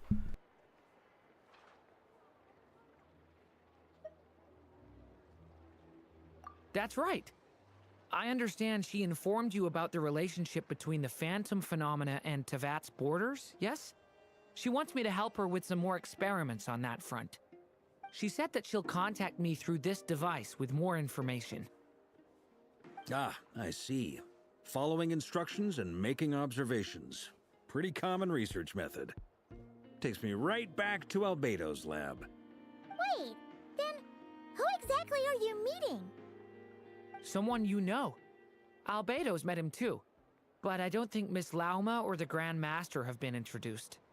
Introductions are overrated, especially in cases like this. Aw, shit, it's our boy. It's you! So, it's not like the academia has prohibitions against going abroad. Also, I applied for leave. I've been writing to Hat Guy since obtaining a human form. I've already brought him up to speed on everything that's been going on in Nodcry. Man. I hate how we're never going to be able to hear the character say his name that I gave him. So they're going to have to come up with names every time they're referring to Scaramouche. Some will call him Scaramouche. Some will call him Hat Guy. Some will call him Wanderer. But they'll never call him Java. Hat Guy? Turns out, I actually have heard that name before. Oh? Then why did you react the same way I did? I only knew the name, not the fella. But since we're all here, let's do some introductions for what it's worth. I'm Varka, Grand Master of the Knights of Favonius. Lauma, Moon Chanter of the Frost Moon Scions. And I'm a Drioche from the Vahumana Darshan of the Sumero Academia. Hat Guy. Good to see you again, Mr. Guy. I believe we last saw each other on the boat ride here.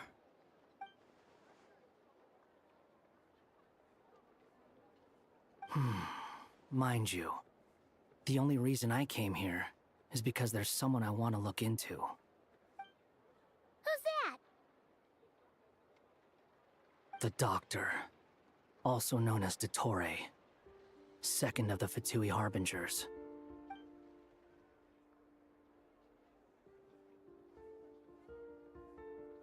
From the tone of your voice, it sounds like there's bad blood between you.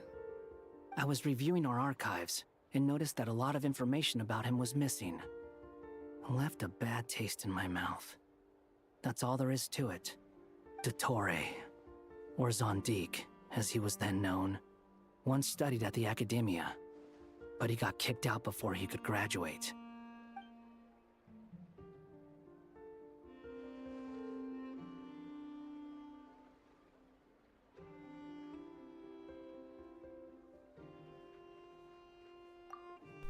Oh shit, so the Doctor is one of the people that the Ibis King gave a present to. I thought it was just like somebody that existed a long time ago.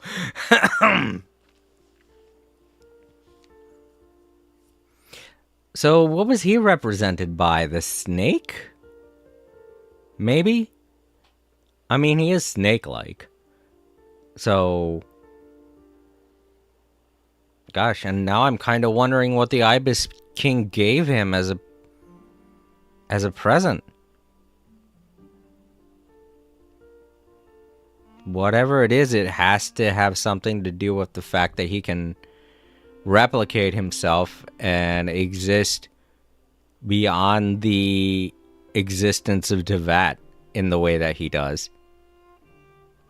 I thought that was all something that he kind of had manifest himself, you know, something that he was able to you know, use his intelligence and make from all the experiments he'd been doing.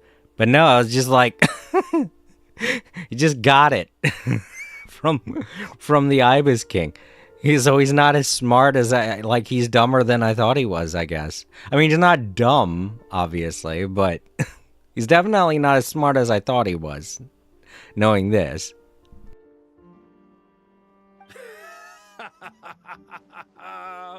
So the Harbinger's #2 man is a college dropout? How embarrassing for them. Wow, there we go. Varka just saying saying my feelings out loud. Last we heard, he was planning something.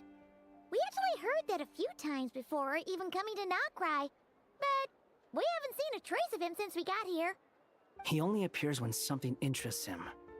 For all we know, he might have left already. But the fact he did something here at all is worth noting. It'll fill a couple extra lines in his file.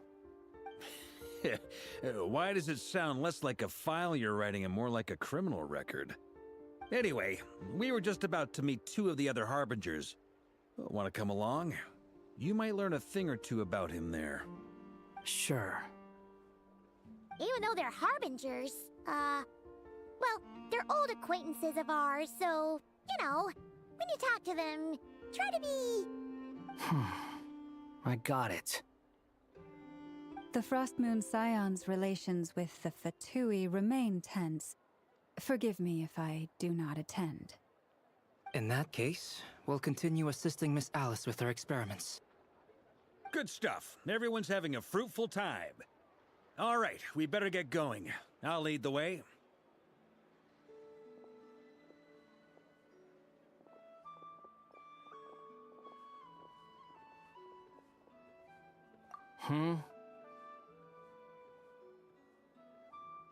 Well, yeah, that's obviously part of it. But I'm not the only one who has a score to settle with him. Neither you, nor Lesser Lord Kusanali, nor I want to see him meddling with things again.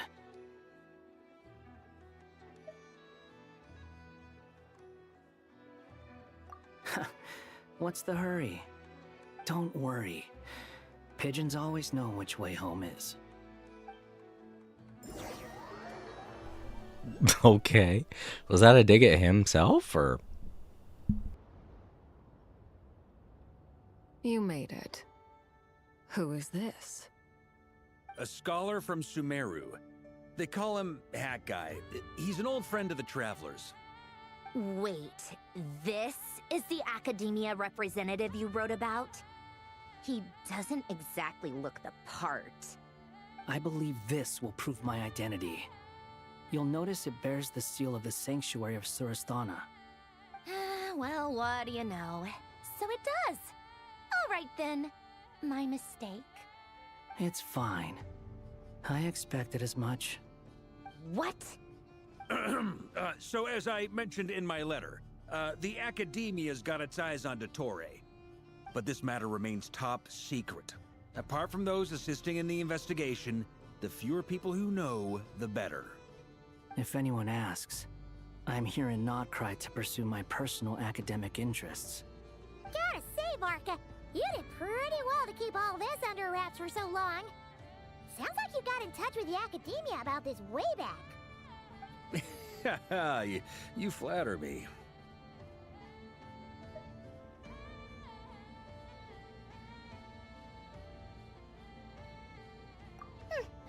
Where do I even start? Remember that time we fought Rerir at Star Sand Shoal? He sure let me have it then, didn't he? I'll bet Dottore had that all sketched out, with me as his convenient little pawn. He could not care less about us if he tried, but hey! The feeling's mutual.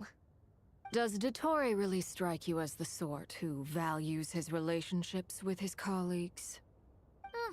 Fair point. Definitely not. Which is why I always keep my guard up whenever he starts making suspicious moves. To that extent, our motivations align. On top of which, I consider you trustworthy people. Now, back on topic. In the wake of the Reikir of Solnari episode, Sandrone and I grew suspicious about Dottore's complete inaction during the entire affair. So we tried to find out what he'd been up to, but unfortunately to no avail. He never lets anyone in on his plans. The more he cares about something, the more secretive he gets. Indeed. Perhaps he believes that by keeping a low profile, he can avoid trouble. But that trick isn't going to work on his colleagues. Yeah, I mean, he's been researching the ancient moon's remnants. And he's been trying to get his paws on the moon marrows. Only an idiot would believe he doesn't have something more planned.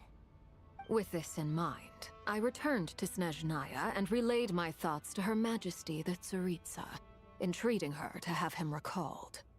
That's pretty direct. Did the Tsaritsa agree? Yes. I made it abundantly clear that the Fatui's business in Nodcry is almost concluded, and we do not need 3 harbingers in this territory.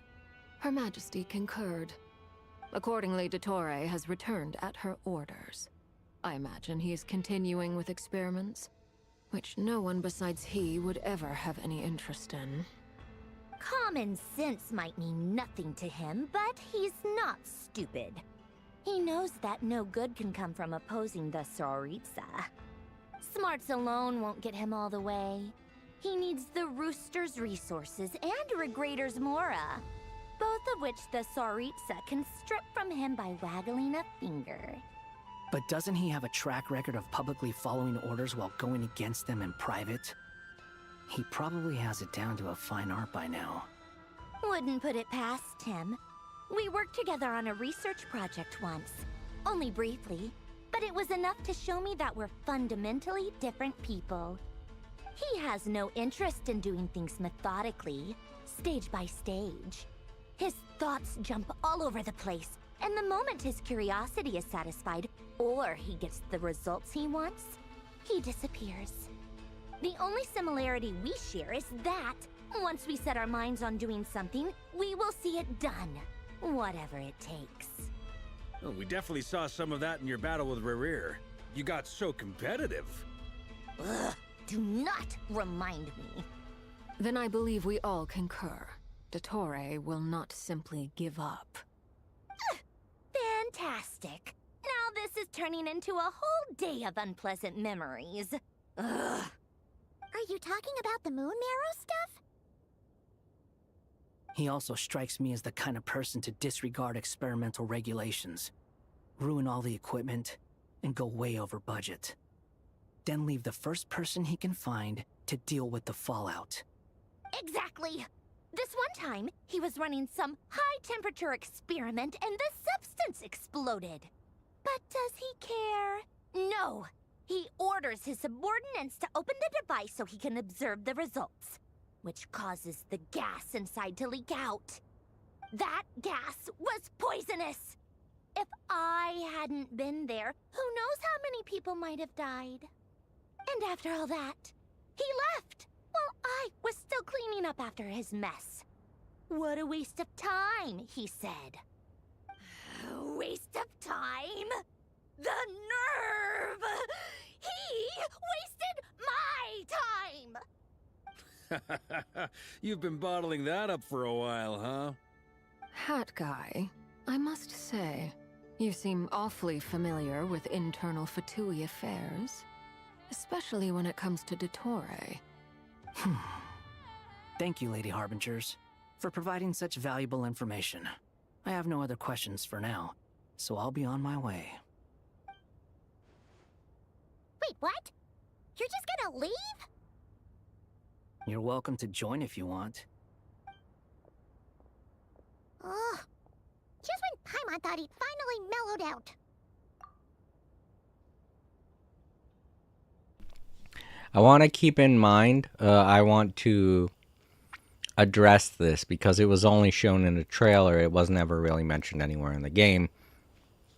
But during our time in Inazuma, the Fatui had a get-together where all of the members of the Fatui came to discuss their plans after the Tsaritsa was killed. And in that meeting, that guy, what was his name? Scaramouche. Scaramouche was the only one that didn't show up because he was still in Inazuma and too far away to get to Snezhnaya in time for the meeting. So that's why Marionette and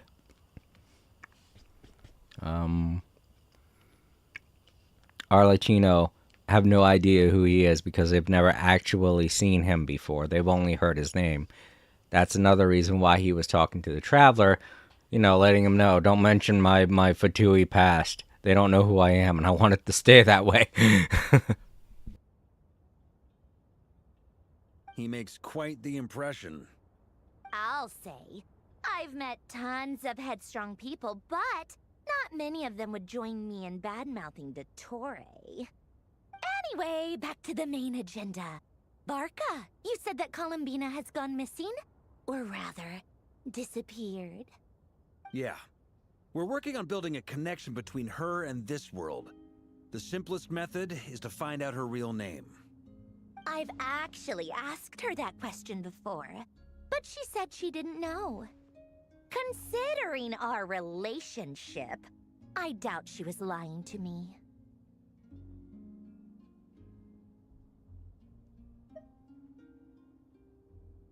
As far as I recall, she was never dispatched by Her Majesty to claim a gnosis or anything like that. The Tsaritsa's plans had long contained a place specifically for her. I always thought that was weird. What could she do that the rest of us couldn't? Knowing what we do now, it's probably something related to Kavaki, right? More than likely. When she first arrived, Columbina would often go to Her Majesty and ask when she could start the task assigned to her. But Her Majesty always gave the same reply. The time has not yet come. So she spent her days in Snezhnaya doing basically nothing. The Tsaritsa has summoned a beautiful blind maiden to be a harbinger, giving her the third seat by virtue only of her enchanting voice. It was a dumb and stupid rumor, but the reality of the situation made it hard to refute. And what happened after that? I imagine she stopped caring.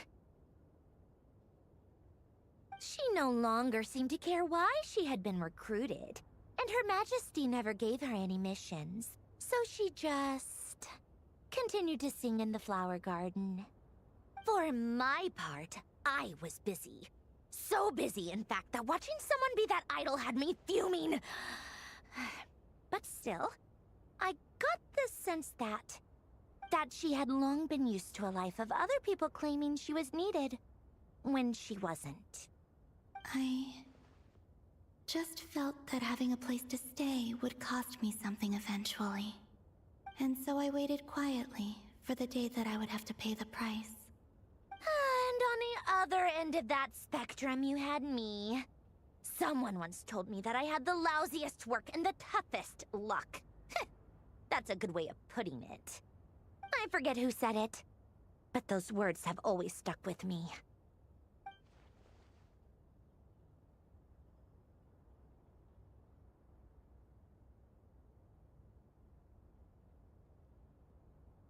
But you've done your job exceptionally well all this time. Because at heart, you are a conscientious person. Oh, you know what? I just remembered. I forgot that Scaramouche was erased from everyone's memories by I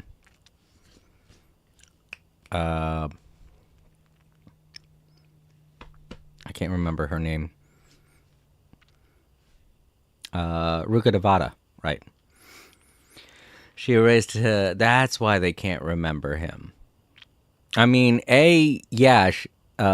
Scaramouche was not present during their meeting, but I think they did all know each other up until that point. I mean, it would kind of be hard to, it would be kind of hard to work with people if you don't know who they are or where they are or what they look like. So that's why they can't remember him. Because Rukkhadevata erased Scaramouche from everyone's memories. I totally forgot about that. I mean, it was kind of a one-off thing that they mentioned in the Wanderer storyline, so you could forgive me for kind of forgetting that. But yeah. It is kind of fun. I don't think I ever mentioned that. When his name was erased from all of Teyvat and everyone's memories, it also was erased from a lot of the writings and things like that you could look up in the catalog, as well as, interactions between people. So it sucks that I never cataloged that in the stream. It would have been nice to have known that was going to happen after completing that story. Maybe I could have done like a before and after thing, but I never got the chance. I didn't know that was going to happen. But there are people that have categorized it. They've done things where they show off everyone's thoughts on Scaramouche before it happens and then after. But it was the same thing with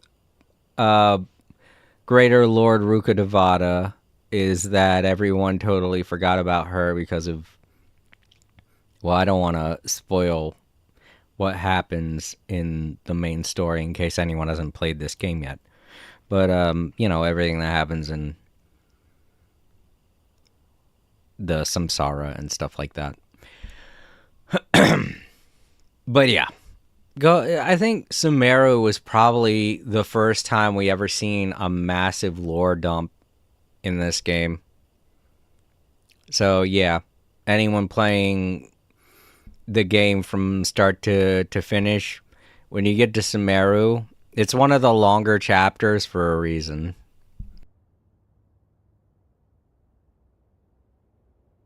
What is it? Something come to mind?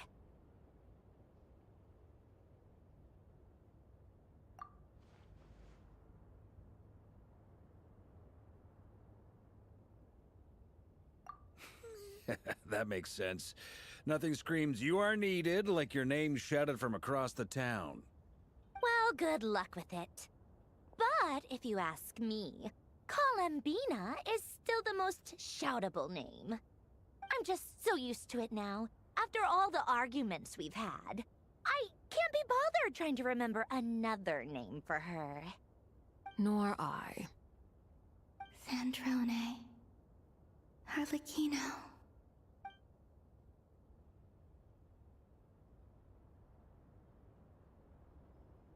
Huh!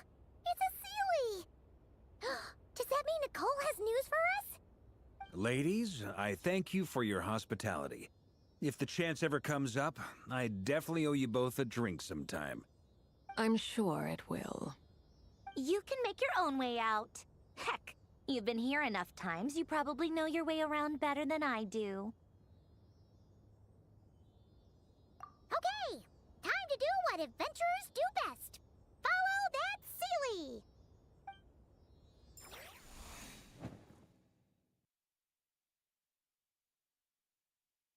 Whoa, what's up with the symbol of Durin? Here you are.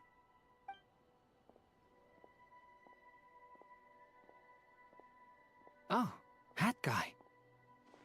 How come you're back so soon? Did things go all right with the Fatui? Fine.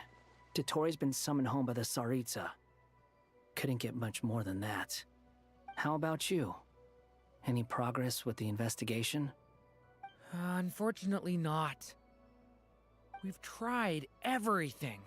Different phantoms, different locations, different points in history. But the results were the same each time. Abyssal monsters roaming the land. People crying out in despair.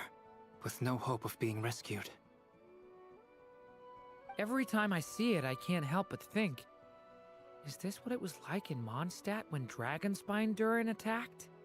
And if I fail in the task I've been given, will I create yet another tragedy? That's just meaningless speculation. Okay, this is something that I do actually have to clarify. The reason why Durin and Java are, well, Hat Guy, are kind of close is because of a summer event that doesn't exist anymore and probably won't exist in the future unless they decide to kind of take everything from this game and make a really big game out of it. I don't know. Make like a physical copy that everyone can keep forever. I don't know.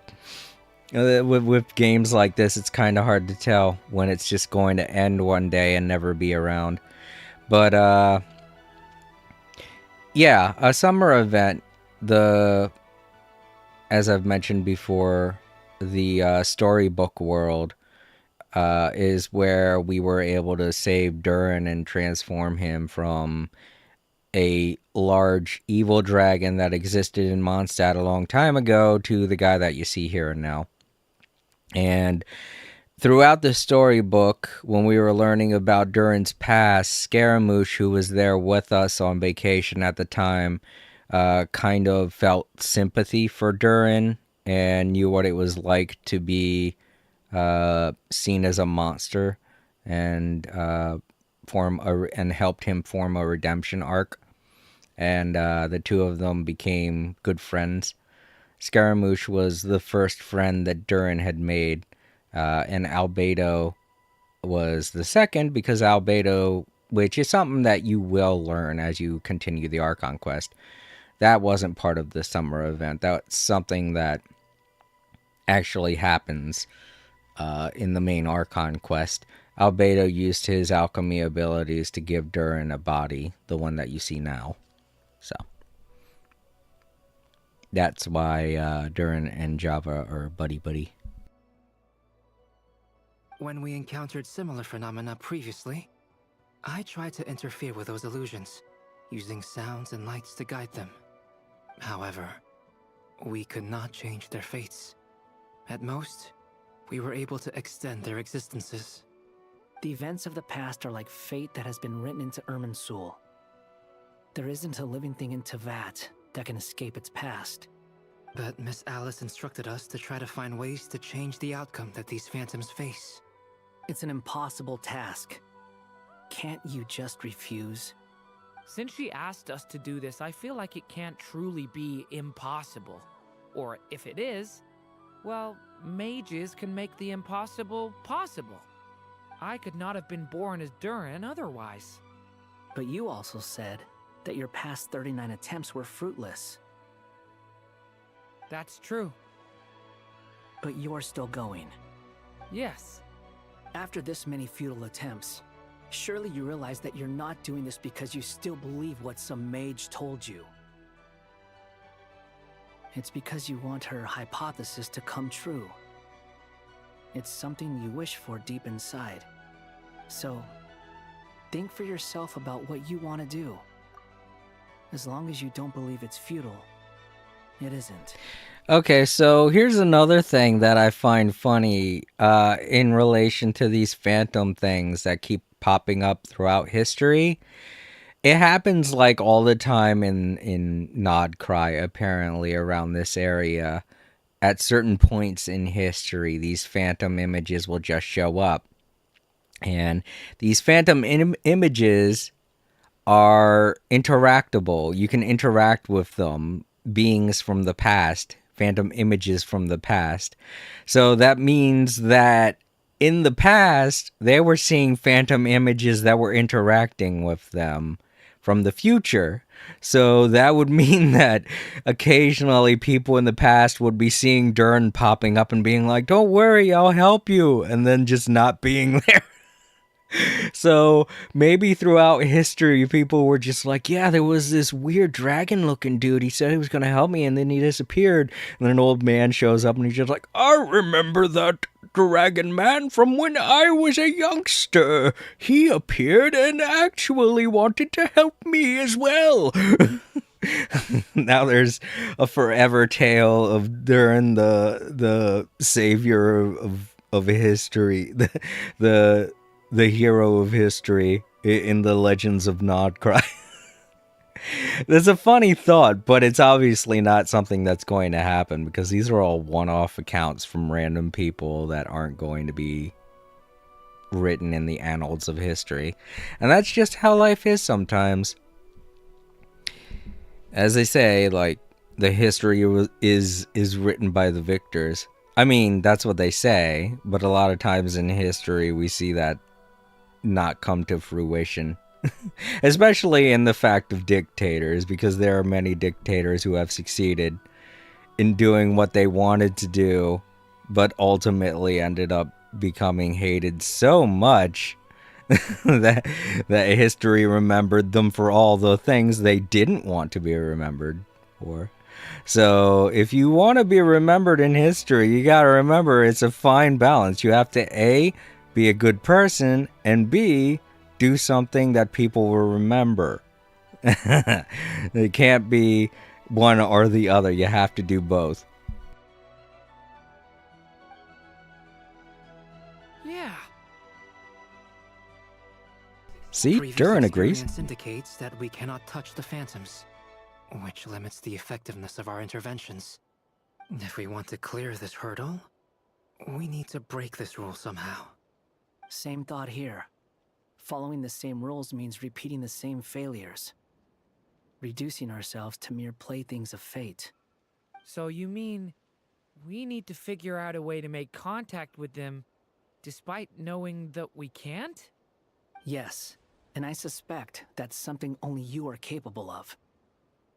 Everything in Tevat is logged in Irminsul, but the withering that once occurred in Sumeru was a sign that the Great World Tree was being corrupted. This corruption allowed things that should not have existed in Tevat to appear. This is tantamount to rewriting reality to an extent. You're saying abyssal power might be able to affect those phantoms? No one's ever tried it before. If you're gonna try it, it'll take courage. And you have to be confident that you can control it. Is anyone there? Has anyone seen my daughter? She's missing. I have to find her.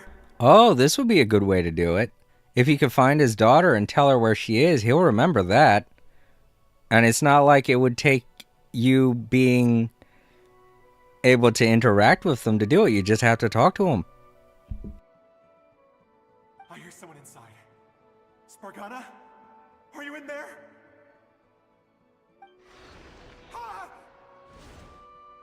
If I can use my abyssal powers to warn him that there is danger here, maybe it'll change his decision. Maybe he'll stay away. Yes. The important thing is not the nature of the power, but rather how you use it. To intimidate and obstruct. Sounds about right for the Abyss. Let me try. I should be able to influence that thing. Have you seen a little girl? So what, we're going to influence the wall? What? This isn't the time for that! Just run!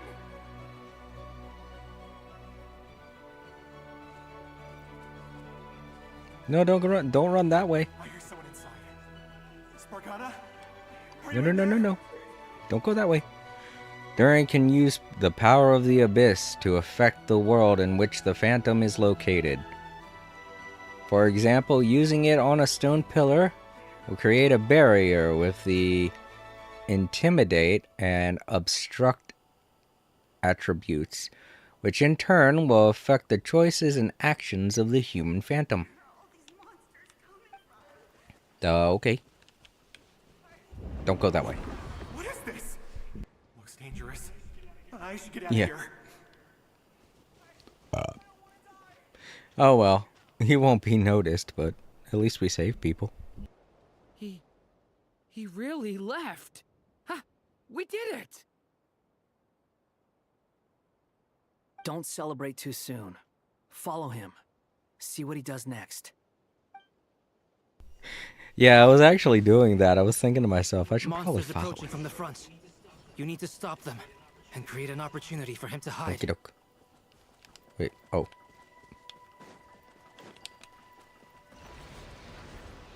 I thought I did it. Oh, I gotta get to him first, right.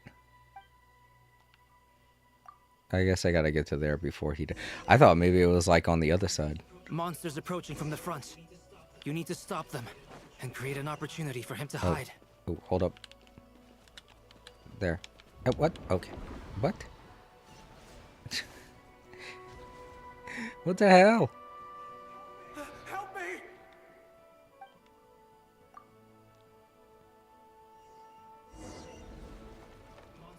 Monsters approaching from the front. You need to stop them and create an opportunity Okay, for there him we to go. hide. And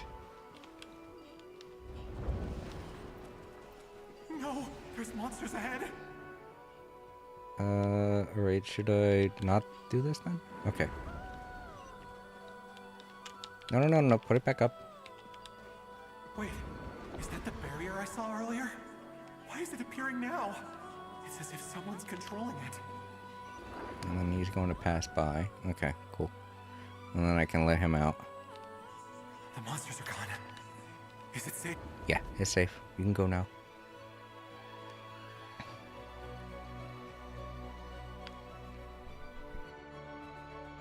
The barrier's gone too. How odd. Anyway, I guess I'll keep going. Quickly, let's keep up.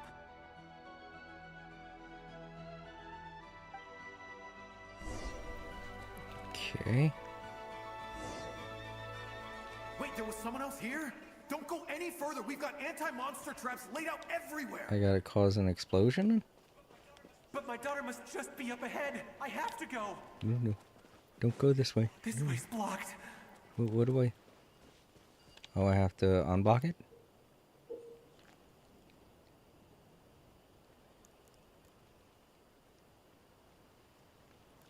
Phantom explosion barrels? Okay. We might be able to use the... Oh, shit, he was too close. Alright, so I have to... Why did it not let me do it until he was close to it then? It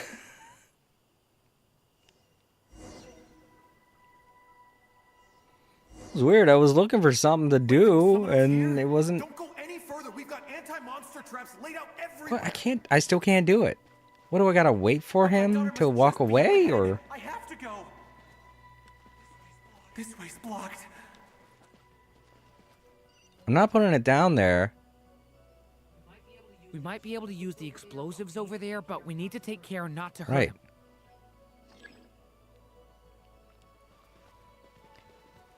Make use of the explosion to aid... Yeah, but, like, how? How do I get him away from... Oh, wait. Alright, and then we put it down. I didn't see that over there. I'll use the barrier to keep him at a safe distance. There we go. And now I take it down. This barrier seems to be helping me somehow.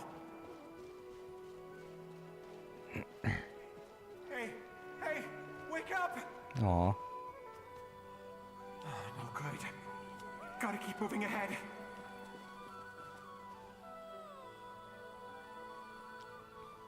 Uh-oh. So many monsters! There's still a chance, Durin. Use the traps. I was sitting there thinking, I was like, well, why can't I blow up the monsters if I can set explosives? Yeah, get out of here. Oh, shit. Okay.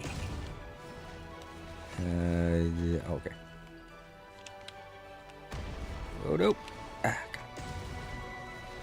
God. Fuck, Oh, fuck. Damn it, I didn't... The one died, but the other one didn't.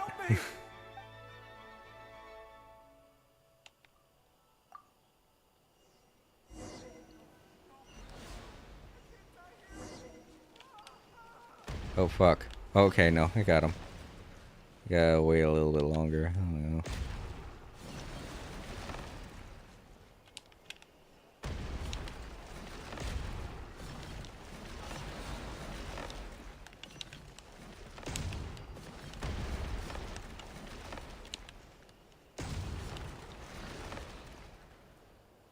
You okay? Okay. This is a new development. I've never seen this happen before. We might just be able to save this person.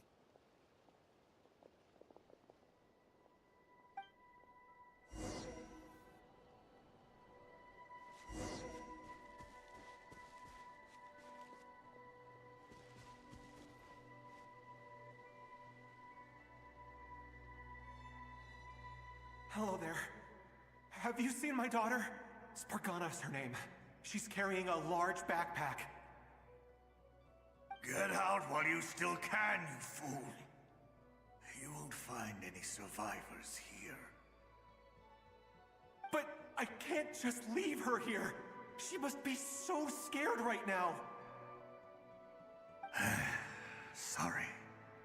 Wish I could help, but I haven't seen her. You'll just have to keep looking. Okay, thank you. If I do find her, I'll get her to shelter and come back for you. Don't bother. I've got nowhere left to go.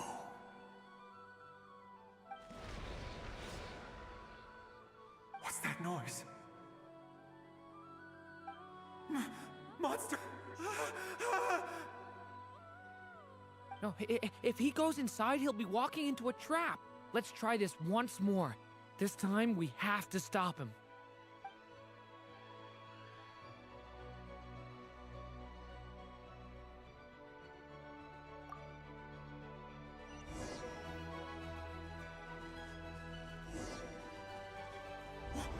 Why?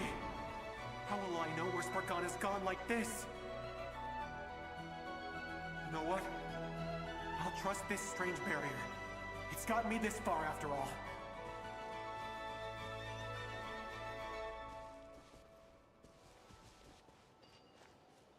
What? Spargana? Are you there?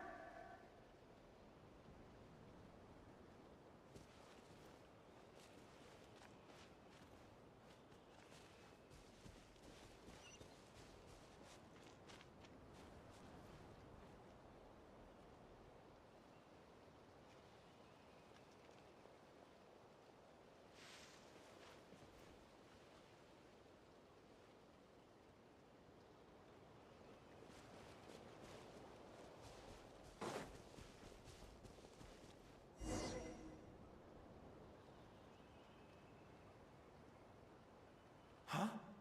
That looks like one of my daughter's books! Thank you. Thank you! Yes, it's one of hers for sure. That's her name on it right there. She left her backpack here.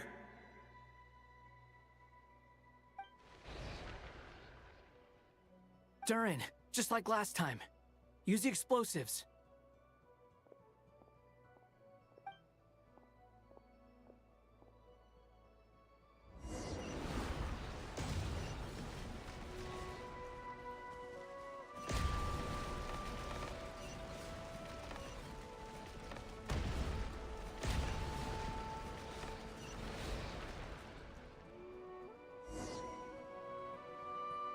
It won't work.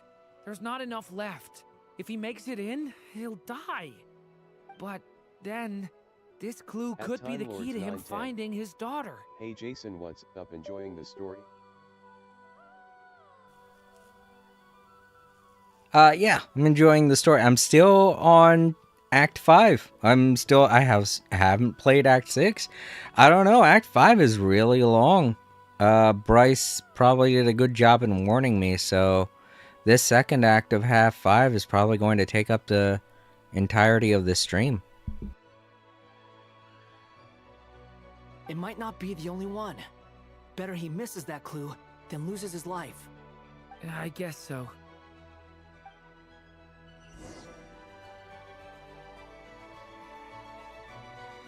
Stop him, Durin. We can't let him get any further in. That's my daughter's book! She's passed this way! Why? Why won't you let me go in? I've searched and searched and searched just for this! But how will I find her without any clues?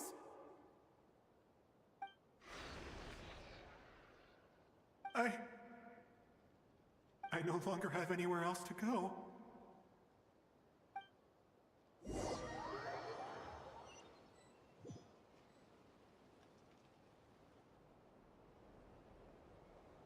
I'm sorry. I'm so sorry. He refuses to go anywhere else.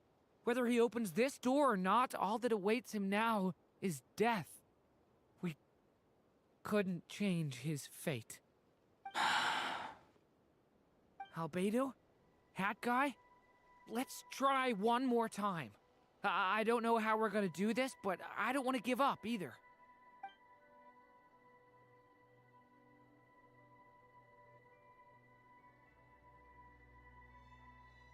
Why am I here?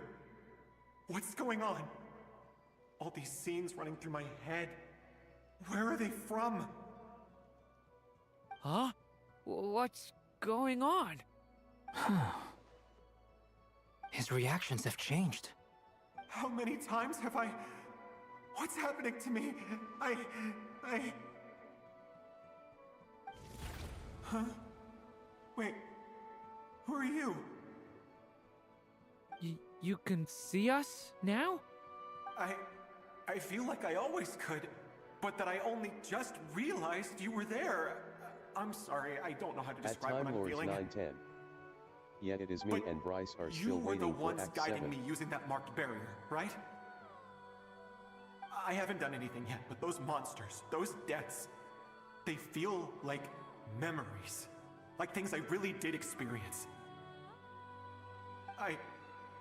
I won't find my daughter. In fact, I'll ultimately die trying to find her.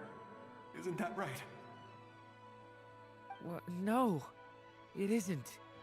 Yes, it is. Even so, we're trying to find a way out of this. You've not seen my daughter either, have you?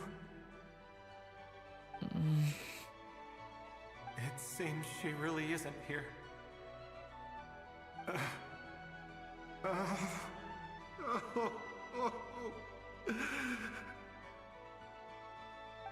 I'm sorry we couldn't help you.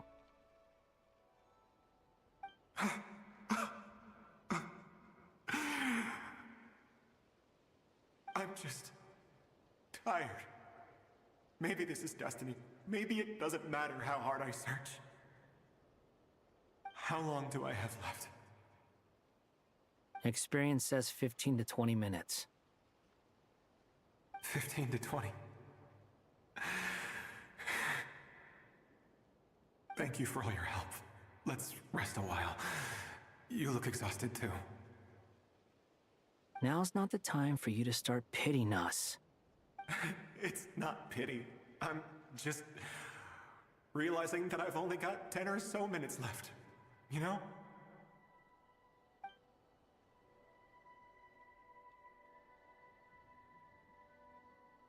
You say you're from Mondstadt, yes? A place with windmills, where people enjoy limitless freedom?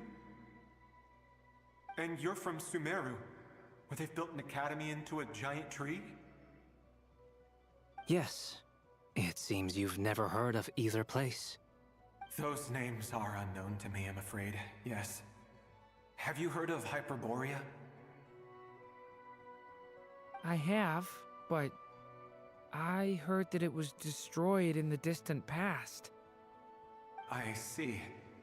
That was where my ancestors once lived. What about Delphi Pytho? Was it later rebuilt? I've never heard that name. Then what about Salvindagnir? I have seen that name on stone tablets on Dragonspine. But I'm afraid the only things left of that place are its ruins. I see.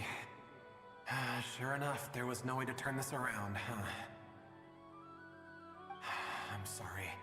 I was the one who asked to chat, but it seems like we're too many ages apart. There's barely any common ground to start from.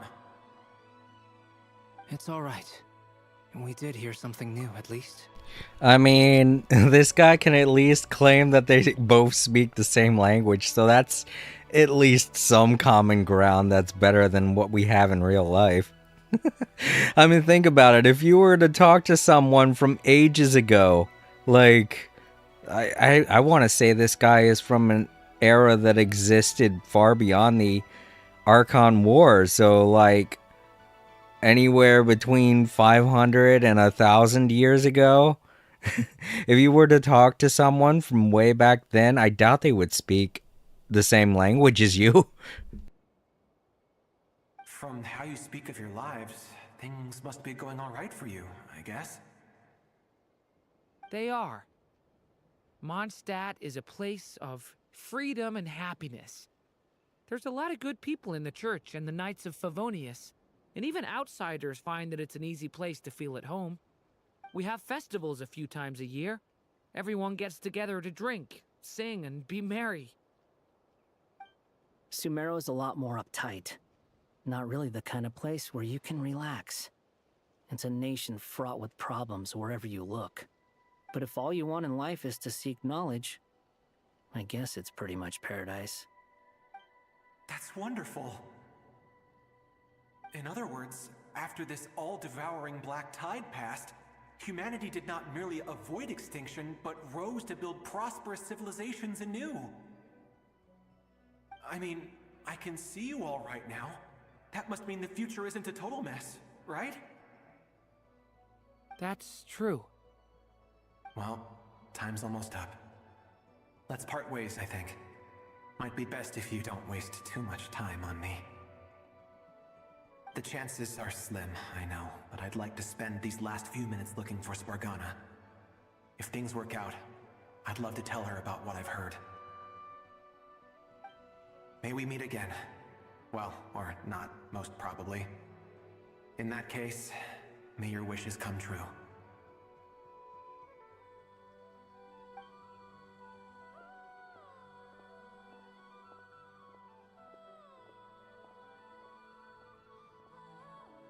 He's gone. In a few minutes, he will meet the end that was his to begin with.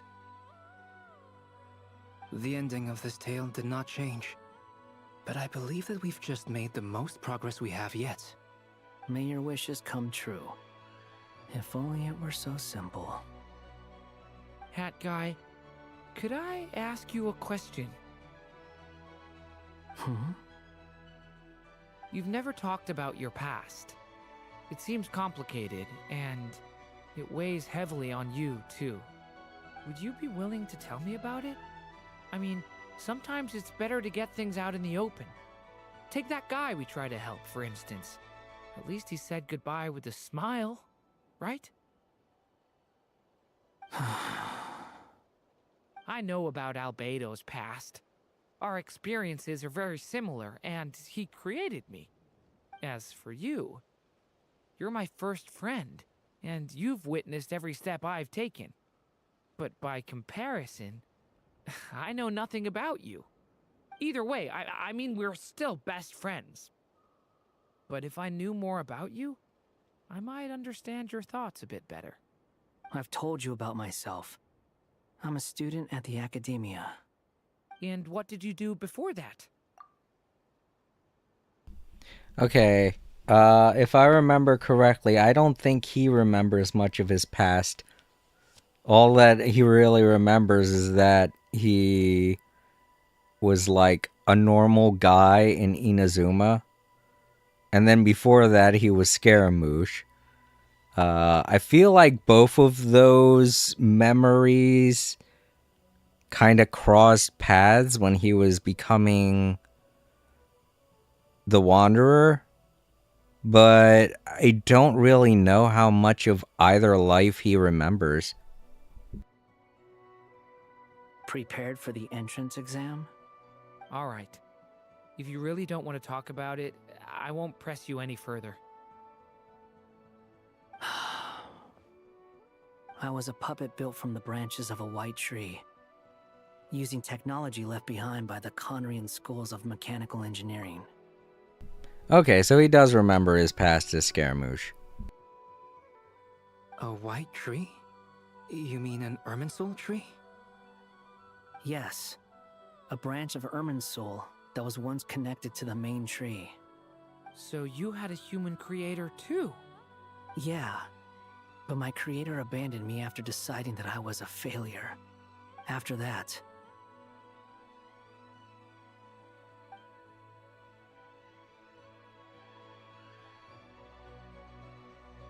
Durin. Resisting the influence of the Abyss, suppressing the urge to destroy, trying to do the right thing. None of these things are easy. But no matter how hard they are, trying to rewrite past wrongs is far harder. You asked me if you would create a new tragedy if you failed. I told you there was no point speculating about that. But the real answer is, yes, you absolutely will. That guy. But at least you've got people here to help steer you away from the wrong path. So, just keep aiming towards the light. I will. I promise. All right, break time's over. Hello? Durin speaking. Hello, friends, it's me! What have you been up to, I'm detecting some unmistakable fluctuations here at the border. The amplitude isn't particularly high, but they're completely different signals from the ones before, and the scale is comparable to those I've detected previously.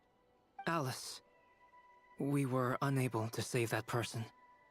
However, he appears to have retained a portion of the memories gained through that cycle, and was able to hold a conversation with us. I see. Well, that is rather odd indeed. It definitely merits further attention. Could I trouble you to keep trying the same approach? I need to gather some more data. Counting on you. I should probably have Nicole come and check this out as well.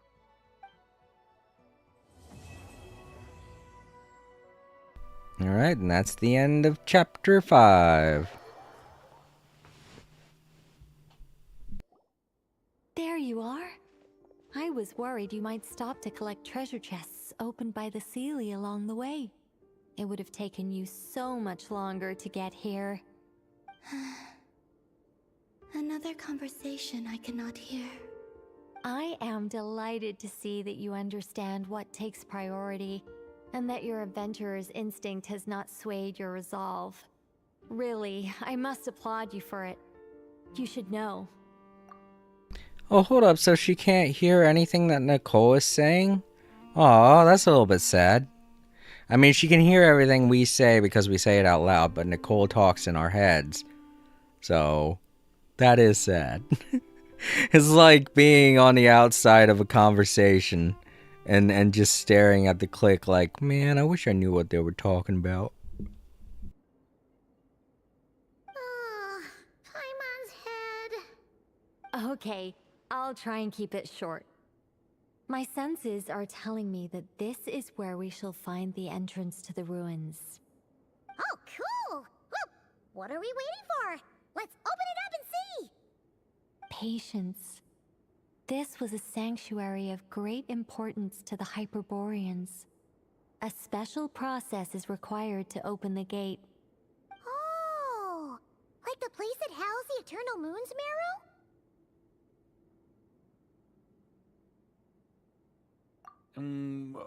Okay, so what's the plan?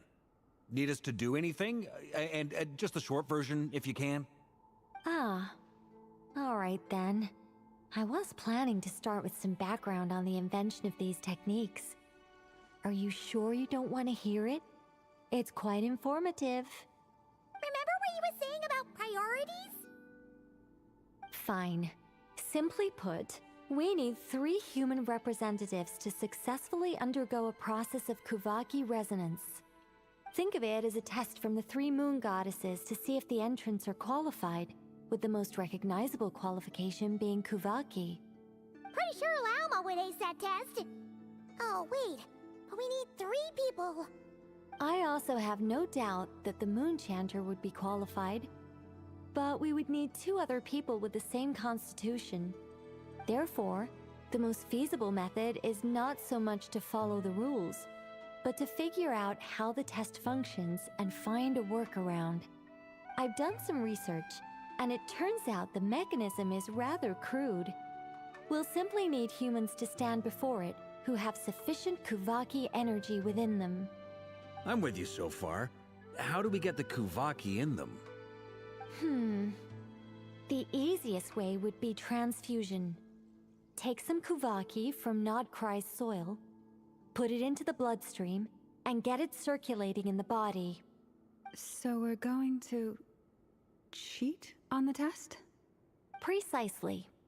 There are other methods, but this is the simplest one. Cheating the system is much easier than trying to hide from it. Huh? Sorry? Does the idea of cheating upset you, Miss Lauma?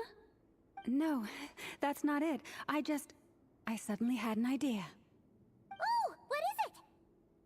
It's about Moon Prayer Night. I figured out a way for Kutar to join in the festivities. Huh? But as Paimon said, we need to have our priorities straight. Let's get back to the test. I'll follow up with Nefer on the festival arrangements. Oh, okay. Anyway, is this really the best method we have? A Kuvaki transfusion sounds dangerous, no matter how you slice it. If you think that's dangerous, wait till you hear the other methods. I'd be more than happy to go through them if you'd like. There are several. No need, we're good. Let's go with this one. Very well. Kuvaki transfusion it is. Now, I should mention that the risks can be greater or lower depending on individual compatibility. It would be rash to simply infuse the Kuvaki and hope for the best. If the body rejects it, the reaction can be quite severe.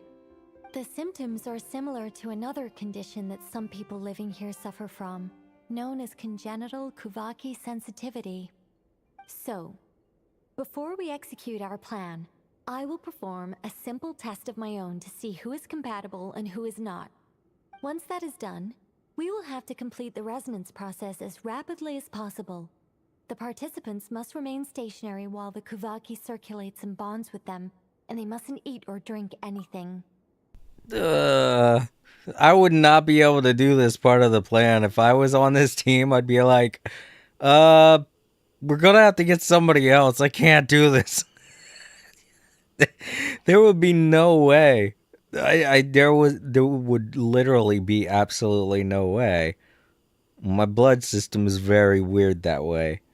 I've said this before on the stream, but when I broke my arm and they had to do a blood transfusion, the 3 days that they were waiting to get the okay to start the operation, they had somebody come in and drain a portion of my blood each of the nights, and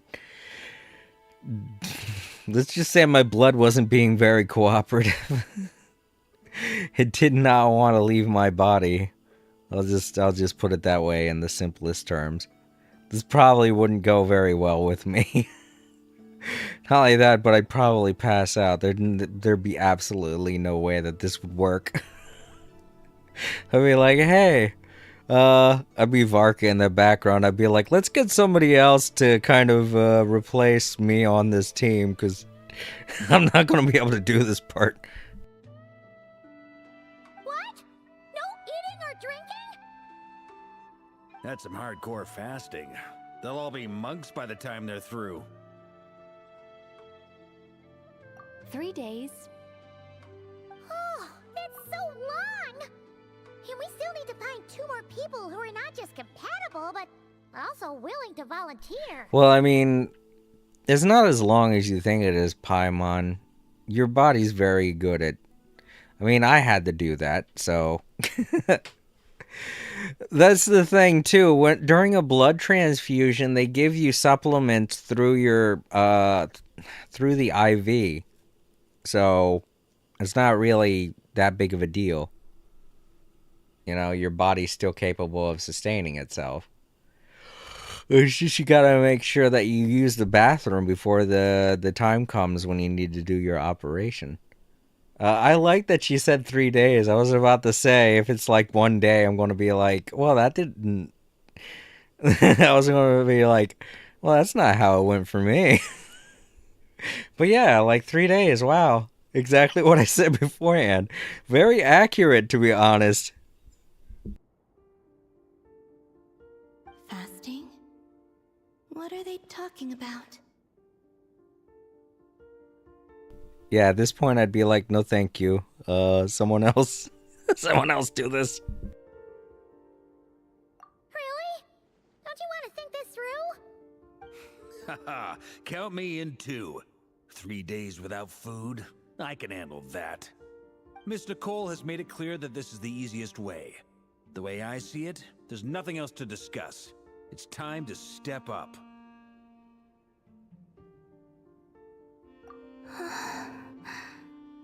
Yeah, you're right. In that case, Paimon volunteers to be Captain of Logistics. She'll keep the fires lit and grab some spare clothes to keep you comfortable. Then we'll start with you first, Traveler. Please step forward.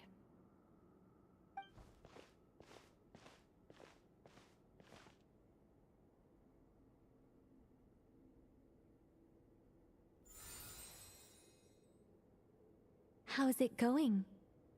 Do you feel anything? Oh, okay. This is this is nothing like what I had to go through. This is all magic. I had to do it the scientific way. I legitimately thought that's what they were going to do. Her being a mage and everything, I thought that she was going to pull out a needle and be all like, all right, let's get this started. I forgot magic was a thing in this universe.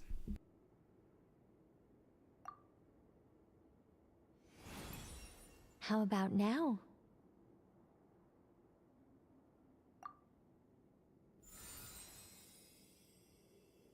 And now?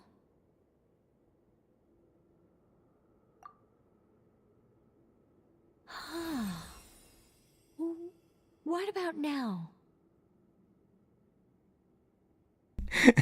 She's like, God damn it, I want him to suffer. What are you doing? Time Lords 910. I want to pull for Nicole or Columbina. Nicole or Columbina? Really?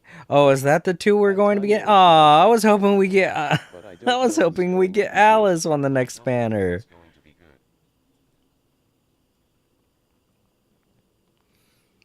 Ah. Well, that sucks. I don't know. I thought that Nicole would probably be like a 4-star character if they had her on the next banner. I guess not. Well, here I was thinking it was going to be Alice, but it's not. Darn. Dang, how long are we going to have to wait to get Alice? Crap. Well, I'll just hold on to my Prima Gems then, because I definitely want to get Alice.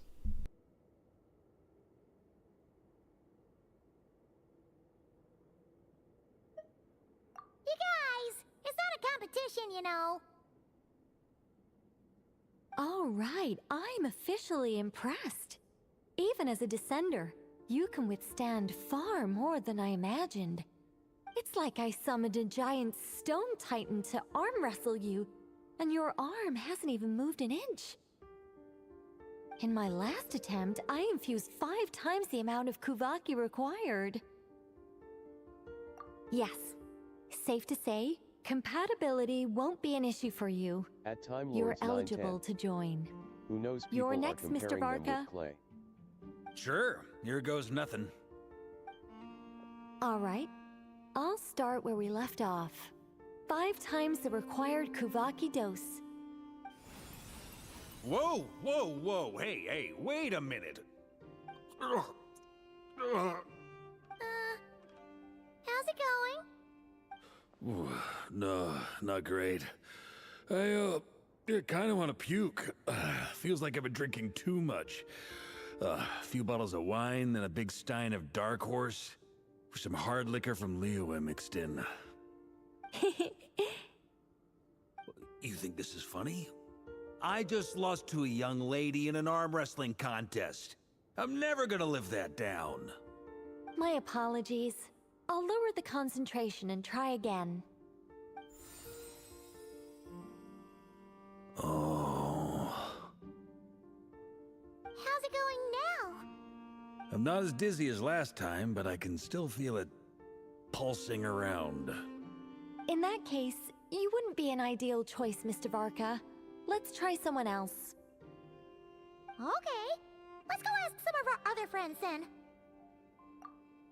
Paimon, get in here. Just shoves her in. No!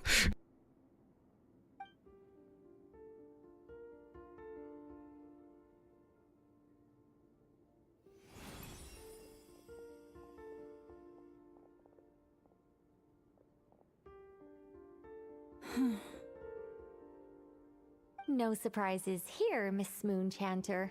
You're perfectly compatible. You may join.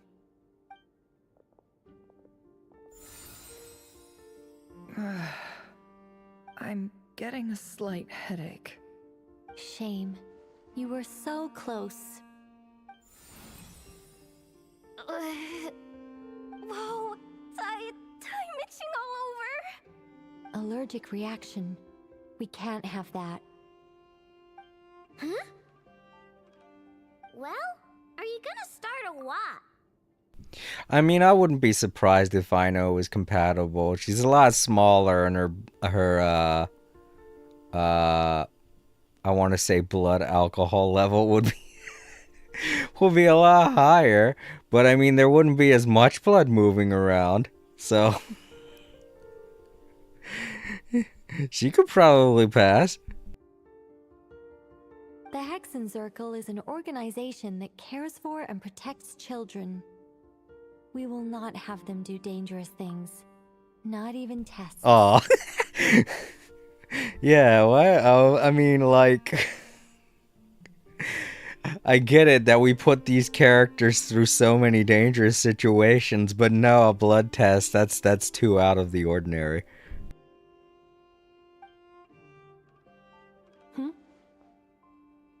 Oh, come on, there's no blood in that. Is something the matter? The candidates have to be human. I guess that rules me out too. Huh. Everyone except the Moonchanter got beaten. Guess I don't need to feel so bad after all. I mean, looks like this isn't gonna be as easy as we thought. Perhaps I could ask for volunteers among the Frost Moon Scions. I'll see about talking to some trusted Lightkeeper colleagues. Itlua springs to mind. In fact, I think we had some former Frost Moon Scions join our ranks recently. Can you give me the scientific explanation for how the test works? I can probably make some kind of test bot. Then we can just zip through Nasha Town, going up to people and pressing a button to check their status. Wouldn't that be way easier? No. Wow! No elaboration for once. How about I contact the Knights of Favonia's garrison in the Wave Chaser plane? Shame that Lohan's already left. And that guy's even tougher than I am. Strange. The moon goddess is clearly revered by many people. So why is she on the brink of disappearing? She mentioned that the world has rejected her from the very beginning. And when we fought the Rahier of Salnari, it seemed like she exhausted her power for our sake. Also, Paimon's not sure revered is the right word for how people feel about her. Gratitude, certainly. For my part, anyway. It's basic reciprocity. She helped us, so she deserves our help in return. Yeah. Even though she looked like she didn't care, she still saved a ton of people, including me. A review of the relevant data leads me to conclude that Miss Columbina is a good person. Yep, you bet! They really think so? I'm super surprised that Columbina isn't her actual name, though. I think it really suits her. It's light and graceful and... yeah, just a really pretty name. I know, right? Unfortunately, that's not our decision to make. Columbina. That was the code name the Fatui gave me. But it also came up in the song I heard when I was born. Her real name is Oomph. But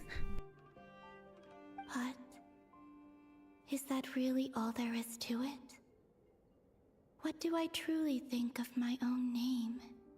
Is there anyone left who will still call me by that name?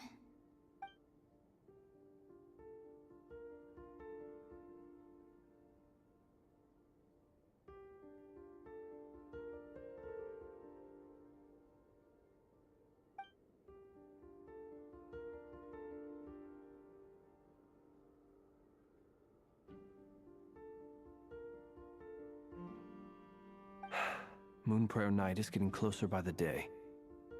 We're running out of time. We need to look for other candidates. Then allow me to try. Huh? What are you doing here? You contacted your friends via the Adventurers Guild. Sandrone has been keeping an eye out for something like that, so she informed me. Oh yeah, she would make sense. She's one of the Blood Moon people.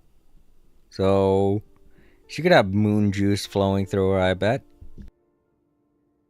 Since I have the ability to accommodate a moon marrow, I should prove to be a suitable candidate. Arlecchino. When can we begin? I see. We can begin right away.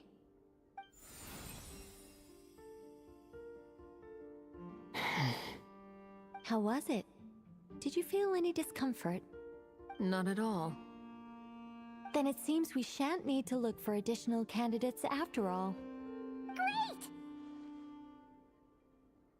Cool. Alright, like Paimon said, the rest of us can take turns making sure the three of them stay warm and comfy. Then, my job is to take care of the caretakers. I will ensure everyone receives food and accommodation. I'm ready as well.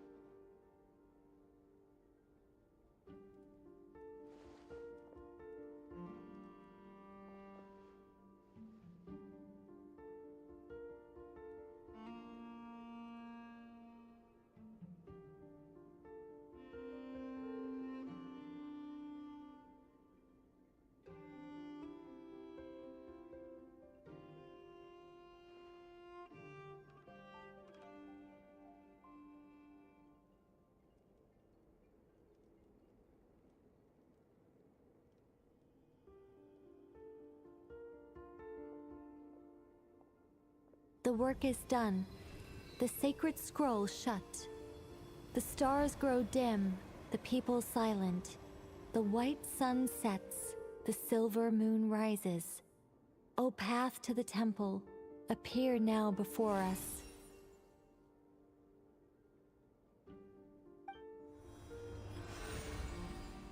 Wow! It really opened! So that's what all this is about. They've been trying to open this gate. Come, let us enter.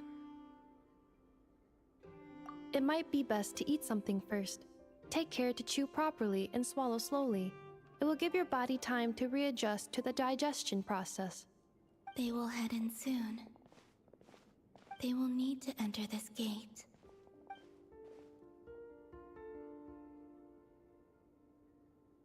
Huh?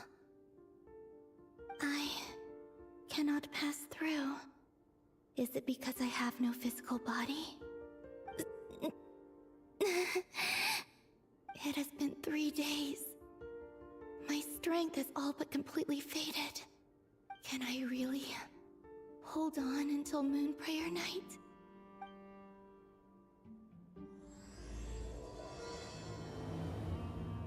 And that begins Act 6. Alright, so we can actually go now, and I thought that we had already started Act 6, so I was like, wow, we're getting pretty deep into Act 6, but no, that's how Act 6 starts. Okay, good. Because I would like to save the rest of this for the next time I play. And so that means next week I'm going to be doing Act 6, and I guess the week after that we'll do Durin's story. It should still be available, so.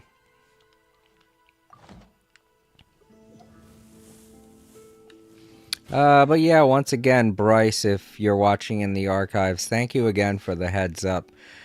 This second half of Act 5 was definitely very, very long. Talk with Neff.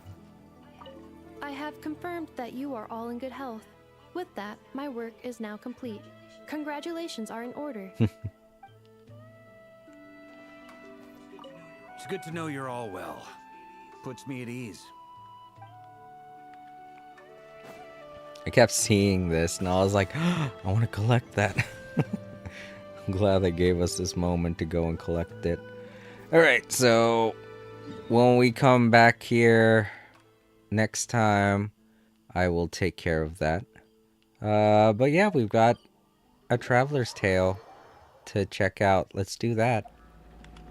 And then I'll stop the stream. Oh, we also have to turn those into Catherine.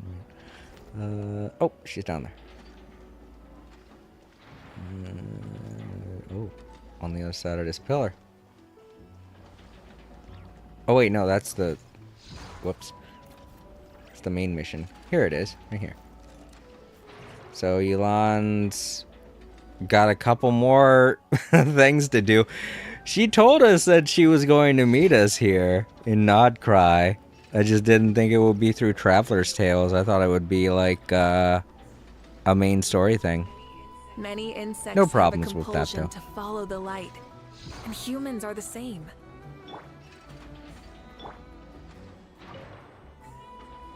All 15 samples have been collected and encased in low-temperature vessels.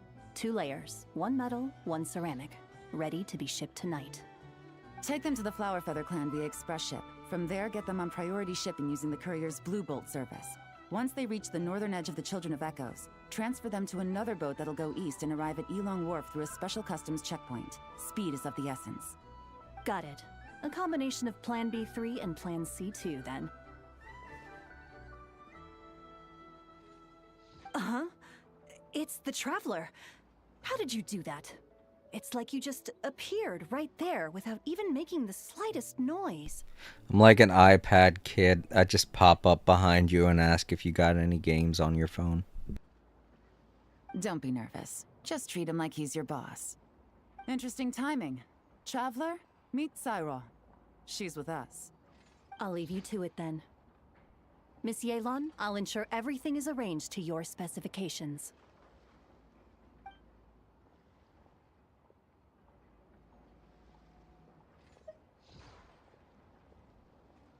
They're plant and mineral samples containing Kuvaki. I'm sending them back to Liua for the Ministry of Civil Affairs to analyze. Nothing escapes you. There are also some pictures relating to the Fatui among these samples. These show their research facilities, their current weaponry, and the distribution of their camps. Liua is a long way from Nodcry, but it never hurts to be prepared. It's one of the reasons, but I'm also here to purchase some intel from Nefer, boss of the Curatorium of Secrets. Dealing with her always requires a lot of preparation, both mental and financial.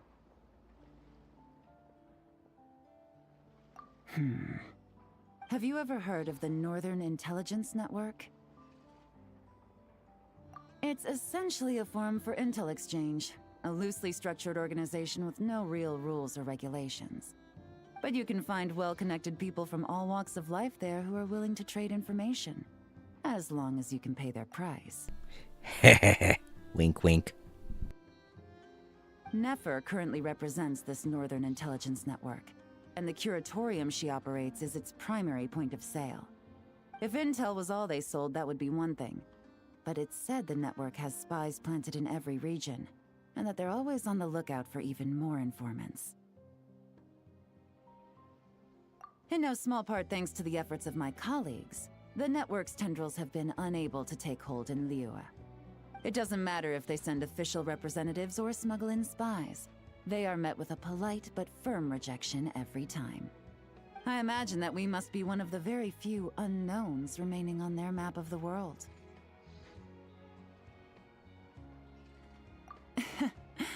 Business is business, and Mora talks. She's not one to say no to a big bag of coins. Other factors notwithstanding, I'm a valuable customer. The Northern Intelligence Network has plenty of information that only I'm willing to buy. Well done for picking up on my phrasing. You're getting good at finding clues. Up until now, all of my dealings with the network have been of a personal nature. The Ministry has nothing to do with it. Of course, Let's just say I have lots of influence. Mora. Lots and lots of Mora. More than enough to influence dear Lady Nefer. With someone like her, it's better to spend a little Mora than to end up owing a favor. It's important to remain vigilant in your dealings with her. She's not an easy person to deal with. If you ever see us together, chances are we're conducting business. If you have any trust in me at all, then cover your ears and stay out of it. That'll save you a whole world of trouble. Anyway, that's enough chit-chat. I still have some preparations to make. Goodbye for now. Oh, and Traveler, before I go, if you don't mind me saying, you may wish to return to Liyue for a cup of tea. Even if stray winds blow, the mountains of Liyue should shield you while you drink.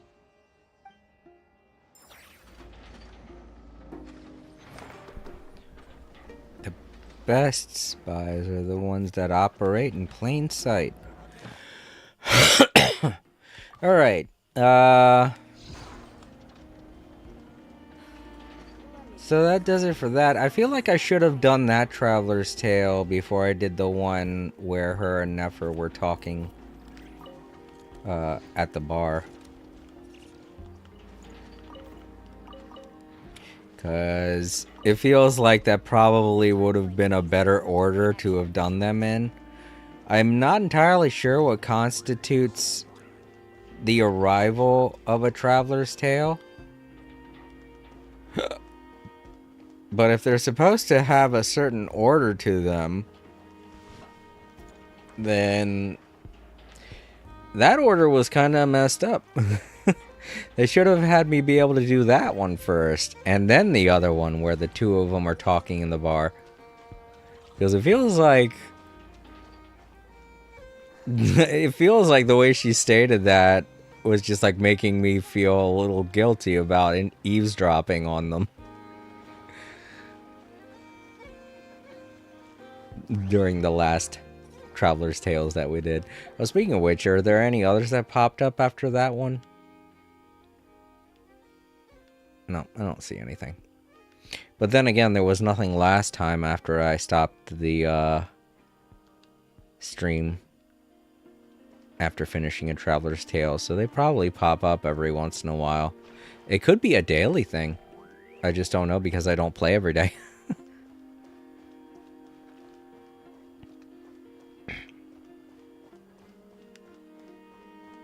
Well, we'll see. Alright, let's head on back to the... Oh, crap. I was looking up at the mini-map and got kind of turned around. There we go. Go turn in my stuff to Catherine. Head on up to my usual place and stop for the day. I've eaten all of my snacks. And we got a lot of really good information out of this story. Ad Astra Abyss. Thank you for completing today's... Act 5 was really long, but it did a lot of things to tie up a lot of loose ends in the plot. As well as, you know, introduce some of our long-awaited characters. Now the only one we haven't met is Rhindaughter, which is, I mean, it's probably going to be a while before we see her, because Rhindaughter has a lot to deal with the heavenly principles as well, so... As well as, you know, everything involved with the sins. So, her story seems a bit more complex than Alice and, oh, man, what was her name? Damn it, we just met her. The only reason why I'm able to remember Alice's name is because we've been hearing about her since the beginning. So, yeah, it's pretty cool that we got to see both of them. I mean, N was not, that's the only thing I remember about her, because that was the only way that we knew her for the longest time, was as N.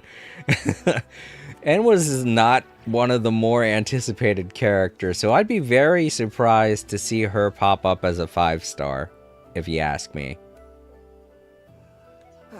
Time for a break. The people here? This place looks perfect. But as far as we can see right now, Durin and Venti are available. I would like to pull for Durin just to try and get Yehoda. Because I like Yehoda. She's quirky and I like that. But I really want to get Alice, so I know she's going to be fire, and a lot of people are like, oh, but she's just like Klee. There's no reason to get her, but I like her character. So I may just end up pulling for Alice.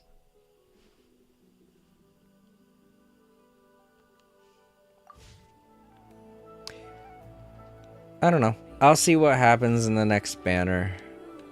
But if Time Lords is correct and it's Nicole, that's her name. Nicole and Columbina.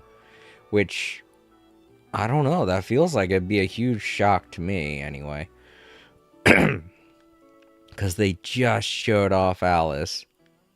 And I know they just showed off Nicole, but Nicole doesn't leave as much of an impression as Alice does. So I feel like she would be like a 4-star character. No offense to anyone that really likes Nicole, but I mean, come on, you gotta agree with me. She's not really the biggest name drop in the world of Genshin Impact. Sure, we heard about N like once during the storybook vacation that we went on, but the storybook vacation isn't even available anymore, so a lot of people, this would be their first time hearing about her, and B, seeing her. So it'd just be like, wow, where'd this character come from? Why is she a 5-star? It feels a little out of place to just be like, hey, here's this character out of nowhere. She's a 5-star. Oh, cool. But we'll, whatever. We'll see. We will see. Alright, so the next time I play, we're going to be taking care of Act 6. Finishing that up. Well, not finishing it up. Basically, it's just started, so we're going to be going through all of Act 6 next time I play. And then the week after that, I'm going to do Durin's story, which I don't know. I don't know how much they will cover about his time in the storybook realm, but it feels like that was just like a side bit of his life story, so we'll see how that goes, you know? We'll see how his story ends. Can't wait. I'm just happy that it gives us 28 days to claim the rewards for both. So that's all stuff we can take care of for the rest of this month, and the next year they'll probably have a new update available. And when I say next year, I mean next month, because next month's going to be January. The people here? The winds of freedom. Let's pop off those achievements.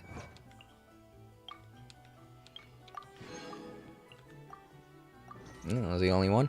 Alright, let's head on back to the title screen.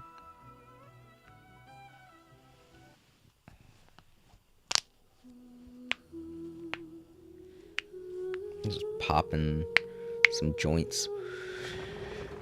Stretching a little bit.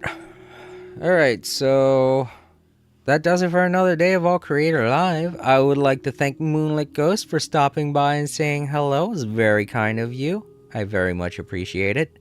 Thank you very much to Queen Day and Night for stopping in and hanging out. I hope your stream went well, and I am very happy you were able to stop by and hang out at my stream, even though you were streaming at the same time. I wish I could do the same thing, but my internet's not that strong. It's not strong enough to handle all of that at once, especially with everyone in the house right now doing stuff. And B, I don't think I could maintain the same level of stream that our conversation that I usually do if I was to be monitoring 2 streams as well as 2 chats to try and keep up with everything that's going on. It would freaking wreak havoc on my ability to pay attention to the game that I'm playing. And thank you very much to Time Lords for stopping in and hanging out for as long as you did. I don't know if you're still there. No, I don't see your avatar. You probably headed out. That's fine. I understand it's very late for you, so I'm just happy you were able to stop in and hang out. To everyone watching in the archives, don't forget to leave a like, comment down below, share the video, and subscribe if you haven't already. If you're ever wondering what it is I'm going to be streaming or when it is I'm going to be streaming, you can always check the posts tab, especially for the next 3 weeks, given that the holiday season is coming up and I'm going to be changing the schedule a bit. To anyone looking forward to more Genshin Impact, I will be continuing Genshin Impact as I stated all throughout this stream. It's going to be every Monday, obviously. I always stream Genshin Impact on Monday, but the next 2 weeks I'm not going to be streaming as often, but I will make sure to do Genshin Impact streams. That's next Monday and the Monday after it, so look forward to those. As far as what I'm going to be doing tomorrow, I am going to be streaming tomorrow, and it's going to be more Cat Quest. And the day after that, me and my sister will be streaming more of Fantasy Life I, and we're going to be doing the life you guys voted for, and that is Hunter. So thank you again to everyone who participated in the weekend poll. It was very kind of you. It is also the last weekend poll we're going to be doing this year. As the schedule has changed, I will no longer be streaming as much as I typically do. So the weekend poll probably wouldn't really be, necessary, since I'm going to be limiting the amount of streams I'm going to be doing for the holiday season. But that does not mean that the weekend poll is gone forever. It will return next year, so do not worry. 3 weeks from now, we will see it once more. Alrighty, everybody, that does it for another day of All Creator Live. I hope you all get plenty of things to eat, as well as plenty of sleep and rest. And I will see you all tomorrow for more Cat Quests. We're going to be doing a lot of questing, and a lot of catting, and a lot of funning, and a lot of goofing around.